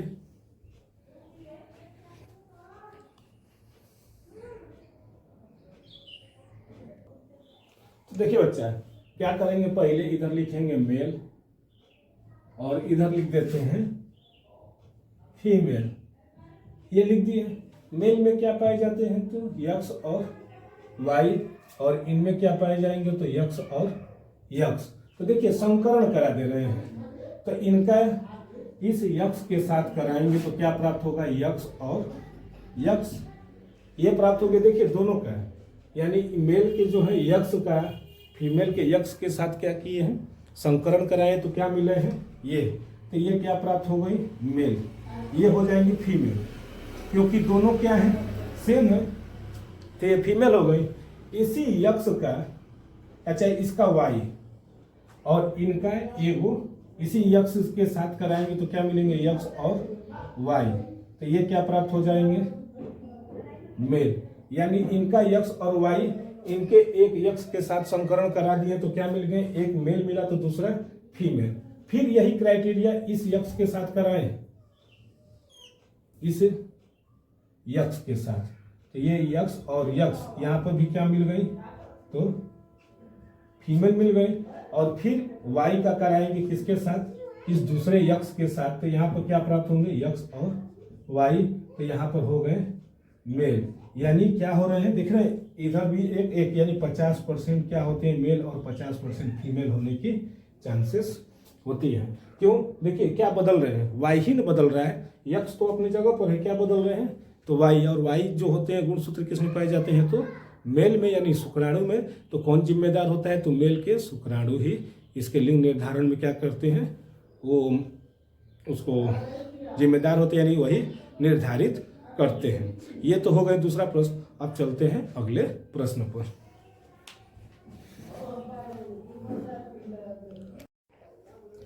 देखिए बच्चा, अब चलते हैं अगले प्रश्न पर, जो क्या है, ये भी इंपॉर्टेंट क्वेश्चन है। जैसे मनुष्य में लिंग निर्धारण कैसे होता है, उसी तरह ये पूछता है कि मधुमक्खियों में लिंग का निर्धारण कैसे होता है। देखिए दोनों में से कोई एक क्वेश्चन तो श्योर है पूछता है, इसको भी क्या कर लीजिए आप लोग, इंपॉर्टेंट कर लीजिए, क्योंकि मनुष्य में लिंग निर्धारण या फिर उसको कहिए मधुमक्खी में लिंग निर्धारण, दोनों में से एक जो क्वेश्चन होता है हर साल ये पूछता है। तो चलिए अब देखते हैं कि मधुमक्खियों में जो होता है लिंग निर्धारण कैसे होता है। तो देखिए बच्चा, मधुमक्खियों में 3 प्रकार की क्या होती हैं, मधुमक्खियां पाई जाती हैं। देखिए मधुमक्खियां तो हैं, लेकिन उनमें भी क्या है, 3 प्रकार के मधुमक्खियां पाई जाती हैं, है ना। तो ये देखिएगा बच्चा, 3 प्रकार की मधुमक्खियों में, तो देखिए 3 प्रकार की मधुमक्खियों में जो पहला आता है मधुमक्खी होती है, वो होती है रानी मधुमक्खी। जैसे छत्ता होता है ना, मधुमक्खी का छत्ता होता है, तो उसमें क्या होती है, 3 प्रकार की वो उसमें मधुमक्खियां पाई जाती हैं। देखिए मधुमक्खी के छत्ते में 3 प्रकार की मधुमक्खियां पाई जाती हैं, जिसमें एक होती है रानी मधुमक्खी, एक होती है श्रमिक मधुमक्खियां, एक होते हैं नर मधुमक्खी। श्रमिक जो क्या करते हैं, उसके पूरे रस को क्या करते हैं, जैसे रानी मधुमक्खी क्या होती है, वो तो अंडे देने के लिए काम करती है, निषेचन के लिए काम करती है। जो श्रमिक होते हैं वो क्या करते हैं, जो उसके छत्ते के निर्माण में रहते हैं, लेकिन ये जनन नहीं करते हैं। और जबकि नर वाले भी होते हैं, तो नर जो मधुमक्खी और एक ले लेते हैं रानी मधुमक्खी, और तीसरा जो है श्रमिक मधुमक्खी। देखिए तीनों के कार्य अलग अलग होते हैं। जैसे रानी मधुमक्खी का क्या कार्य है, तो रानी मधुमक्खी का विकास निषेचित अंडों से होता है, यानी जो निषेचन होते हैं जिनमें, वही क्या होते हैं निषेचन, यानी नर युग्मक और मादा युग्मक। नर युग्मक और मादा युग्मक के संलयन को क्या कहते हैं, निषेचन कहते हैं। तो वही कह रहे हैं क्या, रानी मधुमक्खी का विकास किससे होता है, तो निषेचित अंडे से होता है। याद कर लीजिएगा, बहुविकल्पी में भी काम हो सकते हैं कि रानी मधुमक्खी का विकास होता है, तो वहाँ पर 4 ऑप्शन दे देंगे, तो वहाँ पर देना होगा क्या, निषेचित अंडे से। तो निषेचित अंडे से क्या होती है, रानी मधुमक्खी विकास करती है, तथा श्रमिक मधुमक्खी भी निषेचित अंडे से होती हैं। और श्रमिक भी होती हैं, जो मधुमक्खी होती हैं, जो क्या करती हैं, फूलों से रस लेकर और छत्ते का निर्माण करती हैं, तो वो क्या करती हैं, वो भी निषेचित अंडे से ही क्या करती हैं, निर्माण होता है उनका भी। जबकि नर मधुमक्खी का विकास किससे होता है, तो अनिषेचित अंडे से, यानी जो निषेचन जिस अंडे में निषेचन नहीं होता है, तो उससे कौन से उत्पन्न होते हैं, तो नर मधुमक्खी। और रानी मधुमक्खी, देखिए रानी मधुमक्खी और नर मधुमक्खी का काम सिर्फ संतान उत्पन्न करना है। जाहिर सी बात है, जो रानी मधुमक्खी है और जो नर है, दोनों का काम क्या है, सिर्फ संतान उत्पन्न करना है। जबकि श्रमिक वाला जो होता है, वो बेचारा बड़ा मजबूर हो जाता है, क्या करे उसको, क्योंकि उनमें लैंगिक अंग पाए नहीं जाते हैं। तो जब लैंगिक अंग पाए नहीं जाएंगे, श्रमिक मधुमक्खी में लैंगिक अंग नहीं पाए जाते हैं, तो जब लैंगिक अंग नहीं पाए जाएंगे तो क्या करेगा बेचारा, आप चुपचाप अपना काम करता है, फूलों से रस ले आता है, मधुरस, और उससे क्या करता है, शहद के जो मधुमक्खी के जो छत्ते होते हैं उसमें रस पान वो सब जो होते हैं, सब मीठा उठा जो शहद होते हैं वो बनाने का काम करता है। तो वही कह रहा है क्या, जबकि श्रमिक मधुमक्खी का काम फूलों से मधुरस इकट्ठा करना होता है। श्रमिक मधुमक्खी में क्या होती है, लैंगिक अंग विकसित नहीं होता है। जैसे मानव में यानी मनुष्य में जो होते हैं ट्रांसजेंडर होते हैं, उसी तरह ये जो श्रमिक मधुमक्खी होती है उनमें लैंगिक अंग नहीं पाए जाते हैं। तो इस तरह से क्या पूछा था कि मधुमक्खियों में लिंग का निर्धारण कैसे होता है, तो पहले तो ये जानने की जरूरत थी कि मधुमक्खियों में भी 3 प्रकार की मधुमक्खियाँ होती हैं, जिसमें एक होती है रानी मधुमक्खी, एक होते हैं श्रमिक और एक होते हैं नर। रानी मधुमक्खी निषेचित अंडे से विकसित होती हैं, जिसमें निषेचन होता है, नर युग्मक और मादा युग्मक के संलयन से ही होते हैं निषेचन। तो जिनमें निषेचित होंगे तो वो क्या होंगे, रानी मधुमक्खी कहलाती हैं। नर मधुमक्खी भी क्या होते हैं, अरे नहीं, श्रमिक मधुमक्खी भी क्या होते हैं, निषेचित अंडे से होते हैं। जबकि नर मधुमक्खी जो होती हैं वो क्या होते हैं, निषेचित अंडे से नहीं होते हैं। नर मधुमक्खी और रानी मधुमक्खी का कार्य क्या है, संतान उत्पन्न करना है। जबकि श्रमिक मधुमक्खी का कार्य क्या है, फूलों से मधुरस लेकर उनको इकट्ठा करते हैं और ले आकर जो मधुमक्खी के छत्ते पर है उसको बनाने का काम करते हैं। इसलिए उनका नाम क्या है, श्रमिक है। और उनमें क्या होते हैं, लैंगिक अंग नहीं पाए जाते हैं। समझ गए। देखिए रानी मधुमक्खी और नर मधुमक्खी दोनों का काम क्या है बच्चे, संतान उत्पन्न करना, संतान उत्पन्न करना है। जबकि श्रमिक है, जाहिर सी बात है, नाम से पता चल रहा है क्या है, ये श्रमिक है यानी काम करने वाला है। श्रमिक मधुमक्खी का काम क्या है, फूलों से मधुरस लेना। मधुरस लेकर क्या करता है, तो वो इकट्ठा करता है यानी शहद बनाता है। शहद का जो मधुमक्खी का जो छत्ता होता है वो बनाता है। तो समझ में आ गया। अब चलते हैं अगले प्रश्न पर।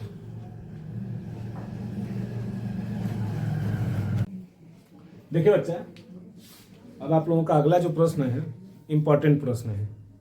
आप लोग बोर्ड का वो देख लीजिएगा पेपर, उसमें हर साल ये छपा हुआ है, 21 से लेकर 25 के बीच में हमेशा है।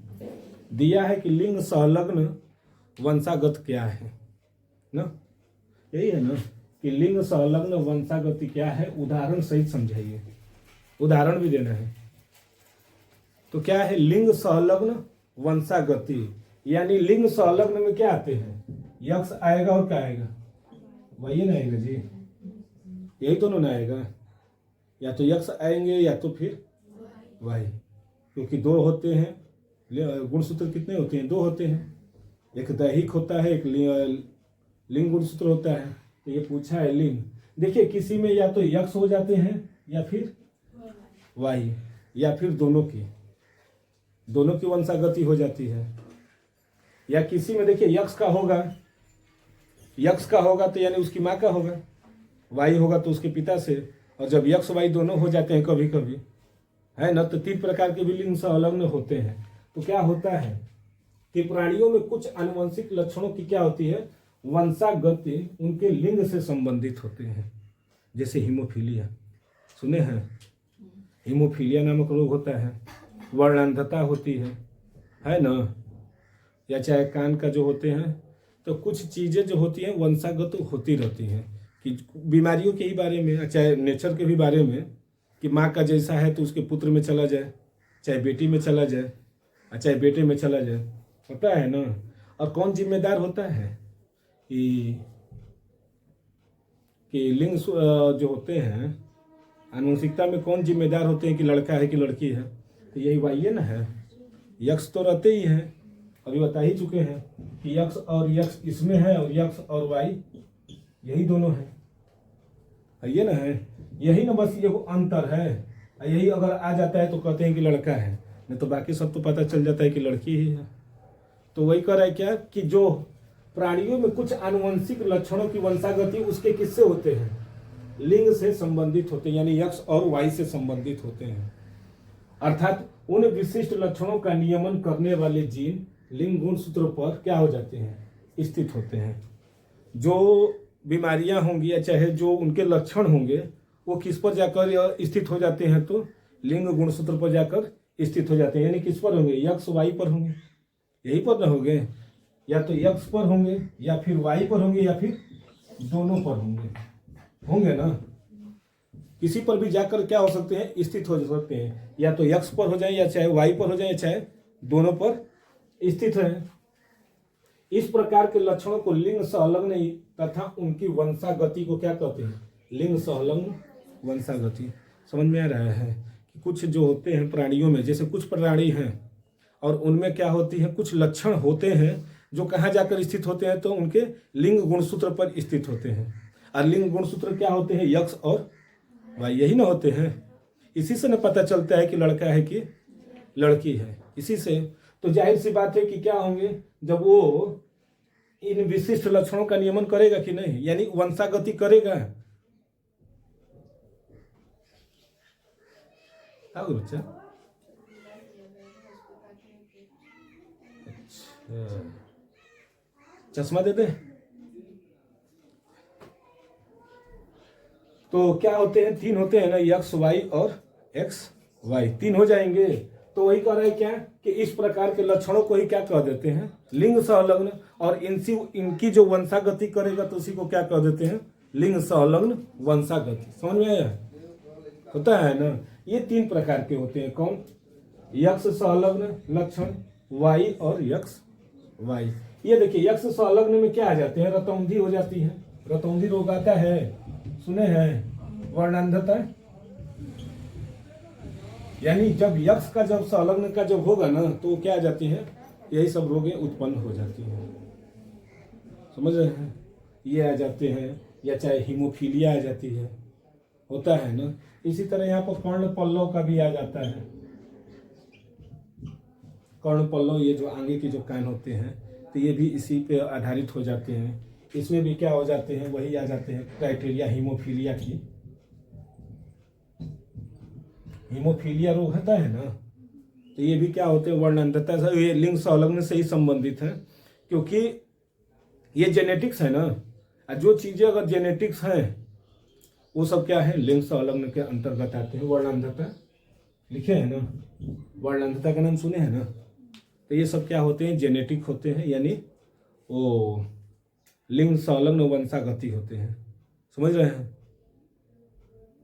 लिंग संलग्न परिभाषा पूछेगा, उसका उदाहरण पूछेगा, तो ये सब क्या होते हैं, जो जेनेटिक्स रोग होते हैं। रतौंधी हुआ, या चाहे वर्णांधता हुआ, हीमोफीलिया हुआ, ये सब जो चीज़ें आती हैं ना, सब किस पर आ जाती है, जेनेटिक्स। आनुवंशिकता वाला रोग आप लोग दिखा देंगे तो वो किस पर आ जाएंगे, लिंग संलग्न पर, क्योंकि उसी के द्वारा न होगा। अब हमारा हाथ नहीं है तो ये तो दैहिक है, ये हाथ नहीं रहेगा तो ये जरूरी थोड़ी कि हमारा जो पुत्र होगा उसको हाथ नहीं होगा, ये तो दैहिक है ना। लेकिन लिंग गुणसूत्र में तो ऐसा कुछ है नहीं। हाँ, अगर लिंग गुणसूत्र में अगर कहीं डिस्टर्ब होगा तो आने वाली पीढ़ी भी क्या हो जाएगी, डिस्टर्ब हो सकती है। तो समझ में आ गया, आगे देखा जाए।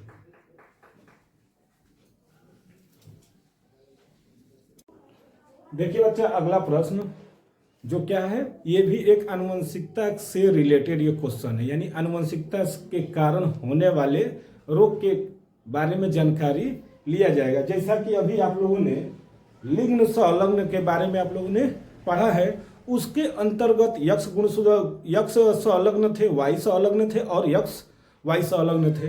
तो उसी में से जो है, जैसे एक्स संलग्न से जो होने वाले रोग होते हैं, उसी तरह वाई संलग्न से होने वाले रोग, इन सब से रिलेटेड जो है आपके बोर्ड एग्जाम में क्या आते हैं, वो क्वेश्चन भी आते हैं कि इससे होने वाले रोग की जानकारी आप हमको दीजिए, या फिर पूछ देता है कि क्या होते हैं। जैसे इसमें सबसे इम्पोर्टेंट जो है कि वर्णांधता क्या है, वर्णांध व्यक्ति को रेलवे ड्राइवर की नौकरी क्यों नहीं दी जाती है, यानी वर्णांधता किसे कहते हैं ये बताना है। वर्णांध जो व्यक्ति होते हैं उन्हें रेलवे की नौकरी क्यों नहीं दी जाती है। तो देखिए, वर्णांध का मतलब होता है डाल्टोनिज्म, अंग्रेजी उसको डाल्टोनिज्म कहते हैं, यानी वर्णांध किसे कहते हैं। तो वर्णांध जो होते हैं, जो क्या होते हैं कि वर्ण प्लस अंध, यानी वर्णों को न पहचानने वाले को क्या कह देते हैं, वर्णांध कहते हैं। यानी कुछ व्यक्तियों में क्या होती है ना कि कुछ विशेष रंगों की पहचान नहीं कर पाते हैं। जैसे में लाल और हरे रंग का वो जो होते हैं कलर को नहीं पहचान पाते हैं, और नहीं यही कलर को न पहचानने की क्रिया को क्या कह देते हैं, वर्णांध कहते हैं। और रही बात की रेलवे की नौकरी में, रेलवे की नौकरी में जो है क्या बोला जाता है उसको, कि इनको नौकरी नहीं दी जाती है, क्योंकि लाल और हरे में ये जब अंतर नहीं कर पाएंगे तो जो सिग्नल होती है लाल और हरे रंग के लिए कि गाड़ी जब हरी होगी तो क्या होगी, रेलगाड़ी जो होगी आगे चली जाएगी, लेकिन जब लाल होगा तो रुकना चाहिए। तो यही कंफ्यूजन में वो क्या कर सकता है, एक्सीडेंट करा सकता है। इसीलिए वर्णांध व्यक्ति को क्या होते हैं, रेलवे में नौकरी नहीं मिलती है। तो चलिए देखते हैं क्या है। वर्णांध एक यक्ष संलग्न अप्रभावी लक्षण होते हैं। देखिए, यक्ष संलग्न वाले जो होते हैं उसी से ये क्या है, अप्रभावी लक्षण वाले रोग हैं। यानी वर्णांध कौन से हैं, तो यक्ष संलग्न से होने वाले रोग हैं। तो वही क्या कर रहे हैं कि वर्णांध एक यक्ष संलग्न अप्रभावी लक्षण होता है।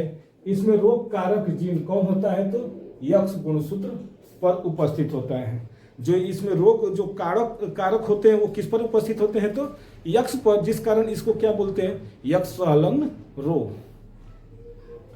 इसमें व्यक्ति को कुछ विशेष रंगों, जैसे इसमें कुछ जो व्यक्ति होता है उसमें विशेष रंगों का क्या होता है, जैसे लाल और हरे रंग में अंतर नहीं कर पाता है कि लाल है कि हरा है। और जब लाल है कि हरा है, जब अंतरे नहीं कर पाएगा तो जाहिर सी बात है कि उसको रेलवे में नौकरी नहीं मिलेगी, रेलवे के ड्राइवर की नौकरी नहीं मिलेगी। तो इसी को क्रिया को क्या कहते हैं, वर्णांध कहते हैं। इसी कारण वर्णांध व्यक्ति को रेलवे ड्राइवर नहीं बनाया जाता है।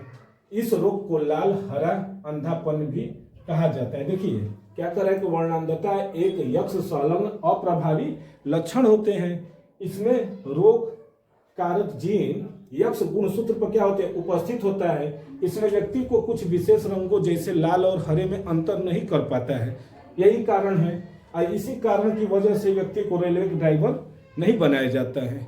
हो गया। और इसे लाल और हरा अंधापन भी कहते हैं, क्योंकि जो कलर को हम नहीं पहचान पाएंगे उसे अंधा ही न कहेंगे।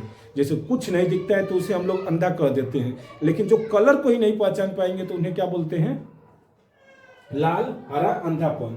इसके बाद देखिए दूसरा रोग भी बहुत ही इंपॉर्टेंट है। दूसरा हीमोफीलिया क्या है, इसे ब्लीडर रोग क्यों कहते हैं? देखिए हीमोफीलिया रोग होता क्या है और इसे ब्लीडर रोग क्यों कहते हैं? तो देखिए यह भी क्या है, एक यक्ष संलग्न अप्रभावी लक्षण वाला ही रोग है। ये भी किस पर जाकर रहते हैं? तो यक्ष के जीन पर क्या होते हैं, जाकर ये रोग उत्पन्न होते हैं। तो क्या होता है कि हीमोफीलिया, तो देखिए एक कहा जाता है हीमोफीलिया बहुत ही खतरनाक रोग होता है। इससे लोग जो होते हैं बहुत बच कर रहते हैं कि कहीं हमारा एक्सीडेंट ना हो जाए। इसमें क्या होते हैं हीमोफीलिया में, कि हीमोफीलिया के जो रोगी होते हैं तो आमतौर पर जो सामान्य व्यक्ति हैं, तो अगर कहीं उनका शरीर में कहीं कट पीट हो जाता है तो ज़्यादा से ज़्यादा 5 से या 10 मिनट तक क्या होते हैं, ब्लड बहता है, फिर ऑटोमेटिक क्या हो जाता है, रुक जाता है, यानी बहना बंद हो जाता है, ब्लड कोटिंग कर जाता है। लेकिन जो हीमोफीलिया के जो रोगी होते हैं ना, वो क्या होते हैं, इनमें जब कहीं कट पीट जाता है तो रुकता नहीं है ब्लड, वो बहुत देरी से या तो रुकेगा या तो निरंतर बहता जाता है और अंत में व्यक्ति की क्या हो जाती है, मौत भी हो जाती है। तो वही है कारण। देखिए क्या होता है, सामान्यतया जब किसी व्यक्ति को चोट लगती है, देखिए सामान्य रूप से जब व्यक्ति को क्या लगती है, चोट लगती है, तो 5 या 10 मिनट में क्या हो जाते हैं, रक्त जमने लगता है, अर्थात रक्त का थक्का बनने लगता है। ये तो सबको पता है कि रक्त का क्या होने लगता है, थक्का बनने लगता है। लेकिन जब व्यक्ति को चोट लगने के बाद रक्त का थक्का ही न बने, देखिए जब चोट लगे और थक्का ही न बने, या फिर वो जमे ही न, या जमे तो क्या करे, बहुत देर के बाद जमे, तो बताइए इतने में तो उसके शरीर की जितनी ब्लड है वो क्या हो जाएंगे, बाहर निकलने लगेंगे, जिस कारण तो यह विकार ही क्या कहलाता है, हीमोफीलिया कहते हैं। इसमें चोट लगने के बाद निरंतर रुधिर का स्राव होता रहता है, जिसके कारण रोगी की मृत्यु भी हो सकती है। रक्त का थक्का न बनने के कारण ही इसे क्या बोलते हैं, ब्लीडर रोग भी कहते हैं। यानी ब्लीडिंग होती रहती है, लगातार ब्लीडिंग होती रहती है, और इसी ब्लीडिंग को कहा जाता है क्या, ब्लीडर। इसी ब्लीडिंग को, and that's phenomenon is called bleeders. तो ब्लड को बहने की क्रिया को ही क्या कह देते हैं, ब्लीडर रोग कहते हैं। रुधिर में इसमें कुछ प्रोटीन की क्या हो जाती है, कमी के कारण होती है, और यह भी एक यक्ष संलग्न रोग है। यानी यह भी क्या, एक यक्ष संलग्न रोग के अंतर्गत आते हैं। तो देखिए ये कहा जाता है, ये जेनेटिक्स है, आनुवंशिकता रोग है, आनुवंशिकी रोग ये भी है।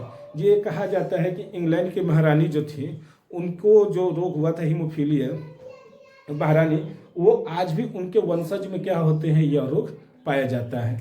तो ये रोग जो होते हैं, तो ये इसको बच्चा क्या करिएगा, आप लोग पढ़कर ही जाइएगा, क्योंकि क्या है, ये बहुत ही इंपॉर्टेंट है। ये हर साल पूछता है कि हीमोफीलिया रोग क्या है, या फिर ये वर्णांधता क्या है, दोनों में से एक जरूर पूछता है, या तो टिप्पणी कर कर आता है या तो प्रश्न कर कर आते हैं। अब चलते हैं अगले प्रश्न पर।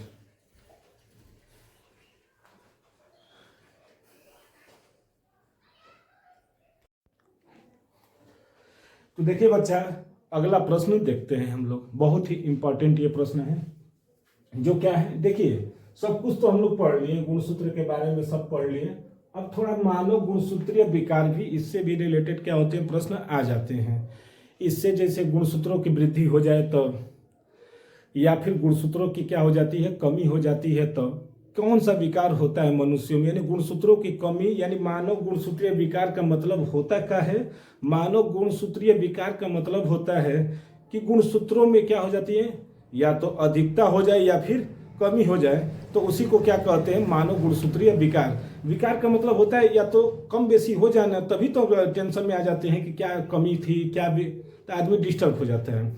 उसी तरह गुणसूत्रों में क्या होती है, कमी हो या फिर ज़्यादा हो जाए, तो ऐसे में कौन सा रोग हो जाता है या क्या हो जाते हैं, तो वही क्या रहता है, मानव गुणसूत्रीय विकार। यानी गुणसूत्रों में क्या हो जाती है, या तो वृद्धि हो जाए या फिर कमी हो जाए, तो उसी को कहा जाता है। इसके अंतर्गत कई आते हैं कि जिसमें प्रश्न पूछे जा सकते हैं। जैसे इसमें पहला आता है कि डाउन सिंड्रोम क्या है। देखिए डाउन सिंड्रोम क्या है, इसे मंगोली जड़ता क्यों कहते हैं। देखिए क्वेश्चन तो इंपॉर्टेंट है कि डाउन सिंड्रोम, देखिए लिखा है डाउन, यानी गुणसूत्रों की संख्या जो इसमें क्या हो जाती है, डाउन है, लेकिन इसमें क्या हो जाती है, एक अप हो जाती है, यानी एक बढ़ जाती है।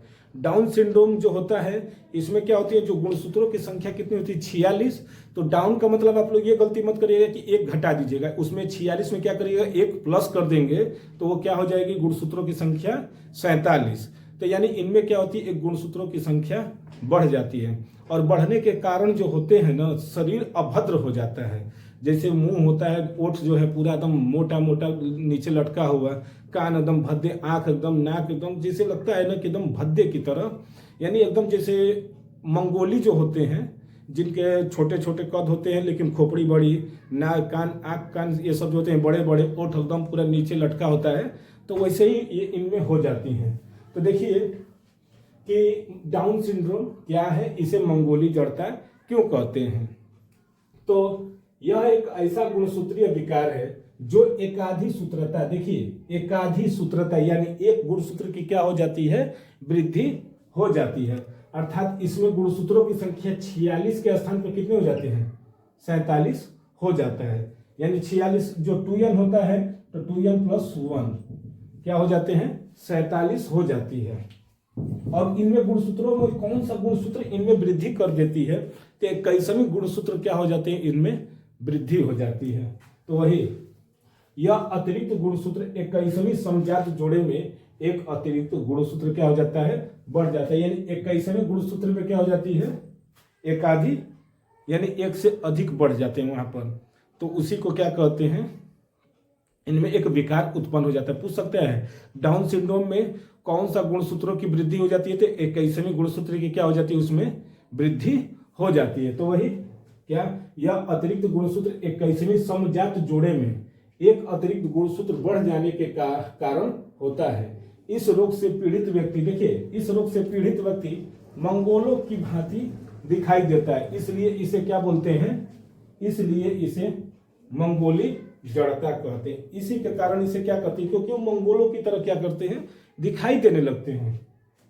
इस रोग से पीड़ित व्यक्ति का सिर कैसा हो जाता है, गोल हो जाता है, ओठ नीचे की ओर लटका हुआ, ओठ जो होगा ना तो इससे जो है ऐसे क्या हो जाएंगे, लटके रहेंगे, मंगोल का जैसे होता है ना, तो इसमें एकाधी जो सूत्रता होती है तो उसमें क्या हो जाते हैं कि ओठ जो होता है ऐसे लटका रहेगा, थुथुर की तरह, थुथुन उसका क्या होगा, ऐसे लटके रहते हैं जैसे एकदम पूरा गोल। सिर क्या हो जाता है, गोल हो जाता है, नाक एकदम चपटा हो जाते हैं, कान बड़े बड़े, आंख एकदम देखेंगे तो आगे की तरफ ढेला की तरह एकदम ऐसे निकला होगा। तो ये सब किसके आते हैं, तो मंगोल होते हैं। तो ये 21वें गुणसूत्र में क्या हो जाती है, अधिक हो जाते हैं, जिस कारण यह रोग उत्पन्न हो जाता है। तो वही क्या करें, त्वचा कैसी हो जाती है, खुरदुरी हो जाती है, आंखें तिरछी हो जाती है, यानी तीखे देखते हैं, तथा मुंह हर समय क्या होता है, खुला रहता है। बात है, देखिए अब मंगोल के बारे में बता देते हैं पूरा पढ़ने के बाद। देखिए जो मंगोली होते हैं, जैसे ये डाउन सिंड्रोम पूछ रहा है, तो डाउन सिंड्रोम होते क्या है, तो इसमें क्या होती है, एक गुणसूत्र की क्या हो जाती है, अधिकता हो जाती है। और वो गुणसूत्र कौन सा होता है, तो 21वीं जोड़ी के जो समजात होते हैं, 21वीं में जो समजात होते ही हैं, 21 42 होंगे, तो 21वीं जो गुणसूत्र होती है उसमें क्या हो जाती है, वृद्धि हो जाती है। और ये कैसे दिखने लगती है, एक गुणसूत्र की वृद्धि के कारण कैसे दिखते हैं, तो इनका सिरवा कैसा होगा, गोल, कनवा एकदम ऐसे जैसे लगेगा कि कोई एलियन है, ओठ जो होता है नीचे की तरफ लटका रहता है, आंख एकदम तीखा देखेंगे, ये सब चेहरा एकदम खुरदुरा, ये सब दिखने लगते हैं, जो मंगोलों की तरह होते हैं, जैसे आदिवासी जो मंगोली होते हैं वैसे ये लोग क्या होते हैं, दिखने लगते हैं। इसी को क्या बोलते हैं, डाउन सिंड्रोम। अब बताइए, देखिए इसी के बाद आता है टर्नल सिंड्रोम। डाउन सिंड्रोम के बाद आ जाते हैं टर्नल। वो डाउन था तो एक बढ़ गया, ये टर्नल है तो एक घटा दीजिएगा, बस यही है दोनों में कि टर्नल में एक गुणसूत्र की कमी होती है, जबकि डाउन में क्या होता है, एक गुणसूत्र की अधिक होती है। टर्नल सिंड्रोम क्या है, इसके लक्षण लिखिए। तो देखिए टर्नल सिंड्रोम एक ऐसा आनुवंशिक विकार है, ये भी क्या है, गुणसूत्रों से ही रिलेटेड है। इसमें भी क्या हो जाती है, गुणसूत्रों की संख्या, लिंग गुणसूत्रों की संख्या क्या हो जाती है, कम हो जाती है, जो एकल सूत्रता के कारण होता है। अर्थात इसमें लिंग गुणसूत्र में से यक्ष गुणसूत्र क्या हो जाते हैं, कम हो जाते हैं। यानी ये क्या होते, उसमें था 21वें गुणसूत्र की कमी हो रही थी, इसमें है जो टर्नल में लिंग गुणसूत्र में क्या हो जाती है, कमी हो जाती है, तथा इसमें गुणसूत्रों की संख्या 46 के स्थान पर कितने हो जाते हैं, 45, यानी 22 प्लस x, ये ओ लिख देते हैं, कोई जीरो हो जाता है। इस प्रकार शरीर कैसा हो जाएगा, अल्प विकसित मादा के समान हो जाता है। यह प्राय महिलाओं में होता है, जिन्हें ये कहा जाता है कि किन्नर जो होते हैं तो इसी तरह इनमें पाए जाते हैं। क्या कि टर्नर सिंड्रोम में जब गुणसूत्र की क्या होती है, एक लिंग गुणसूत्र की क्या हो जाती है, कमी हो जाती है, तो उनका शरीर, ये अक्सर किस में देखा जाता है, तो महिलाओं में, महिलाओं के समान हो जाते हैं। यानी जो ये ऐसे जो होते हैं मानव, तो जो एक लिंग गुणसूत्र की क्या हो जाती है, कमी हो जाती है, तो महिलाओं के समान हो जाते हैं, अर्थात क्या हो जाते हैं, शरीर में अल्प विकसित होते हैं, जिन्हें हम लोग किन्नर के रूप में हम लोग जानते हैं। तो ये क्या था, टर्नर सिंड्रोम, और ये क्या थे, डाउन सिंड्रोम। देखिए एक और बच्चा है आप लोगों का इसी से रिलेटेड मानव विक्रिया में, कि क्लाइनफेल्टर सिंड्रोम, आप उसको भी देख लेते हैं।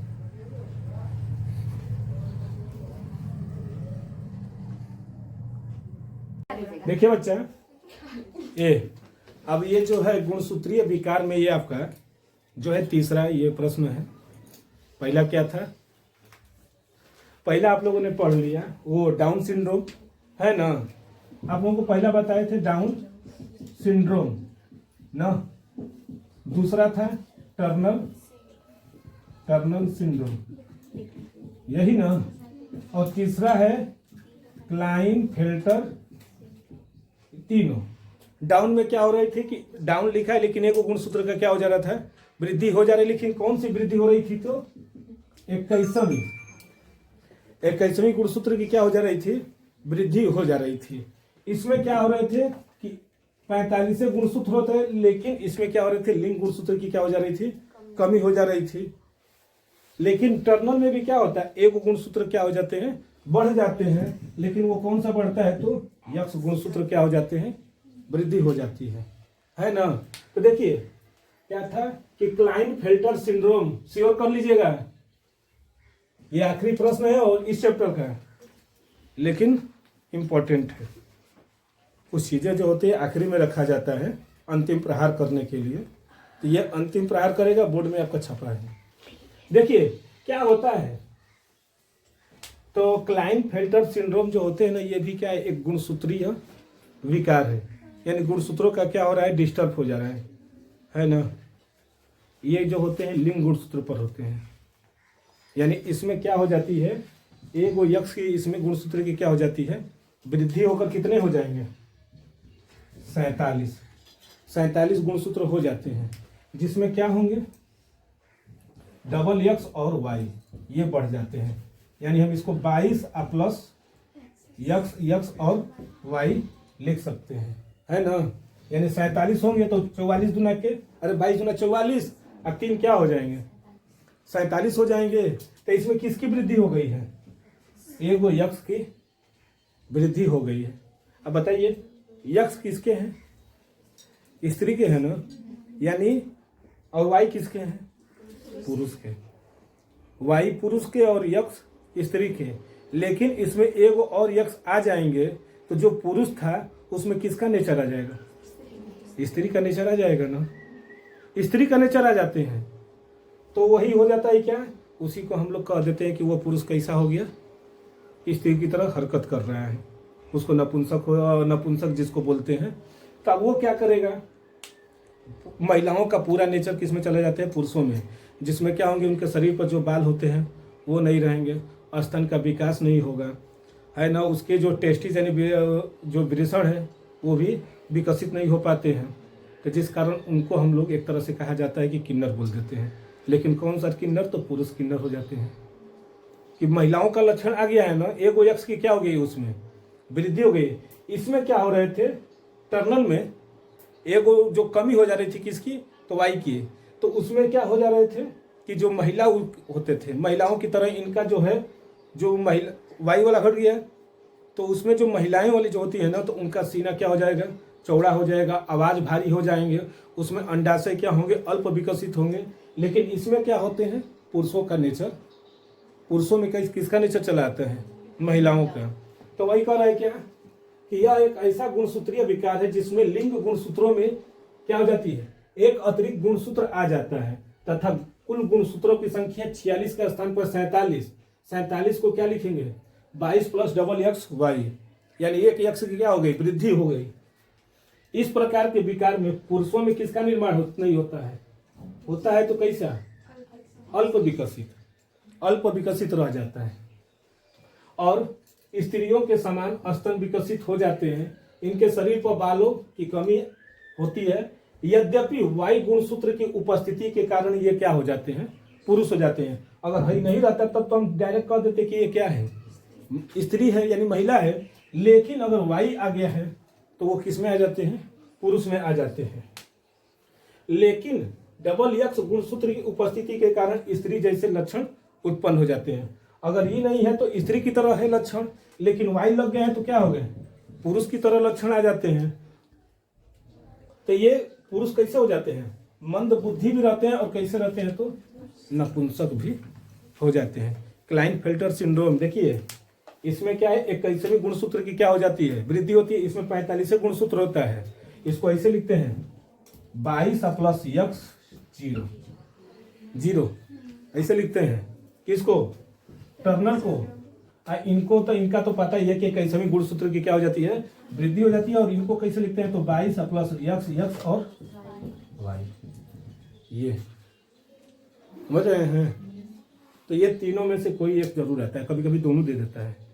इस तरह से ये आपका जो चैप्टर था ना पूरा क्या हो गया, द एंड हो गया। यानी 1 शॉट में जितने भी इंपॉर्टेंट क्वेश्चन थे सब बता दिए। अब अगला चैप्टर जनन स्वास्थ्य नेक्स्ट टर्म पर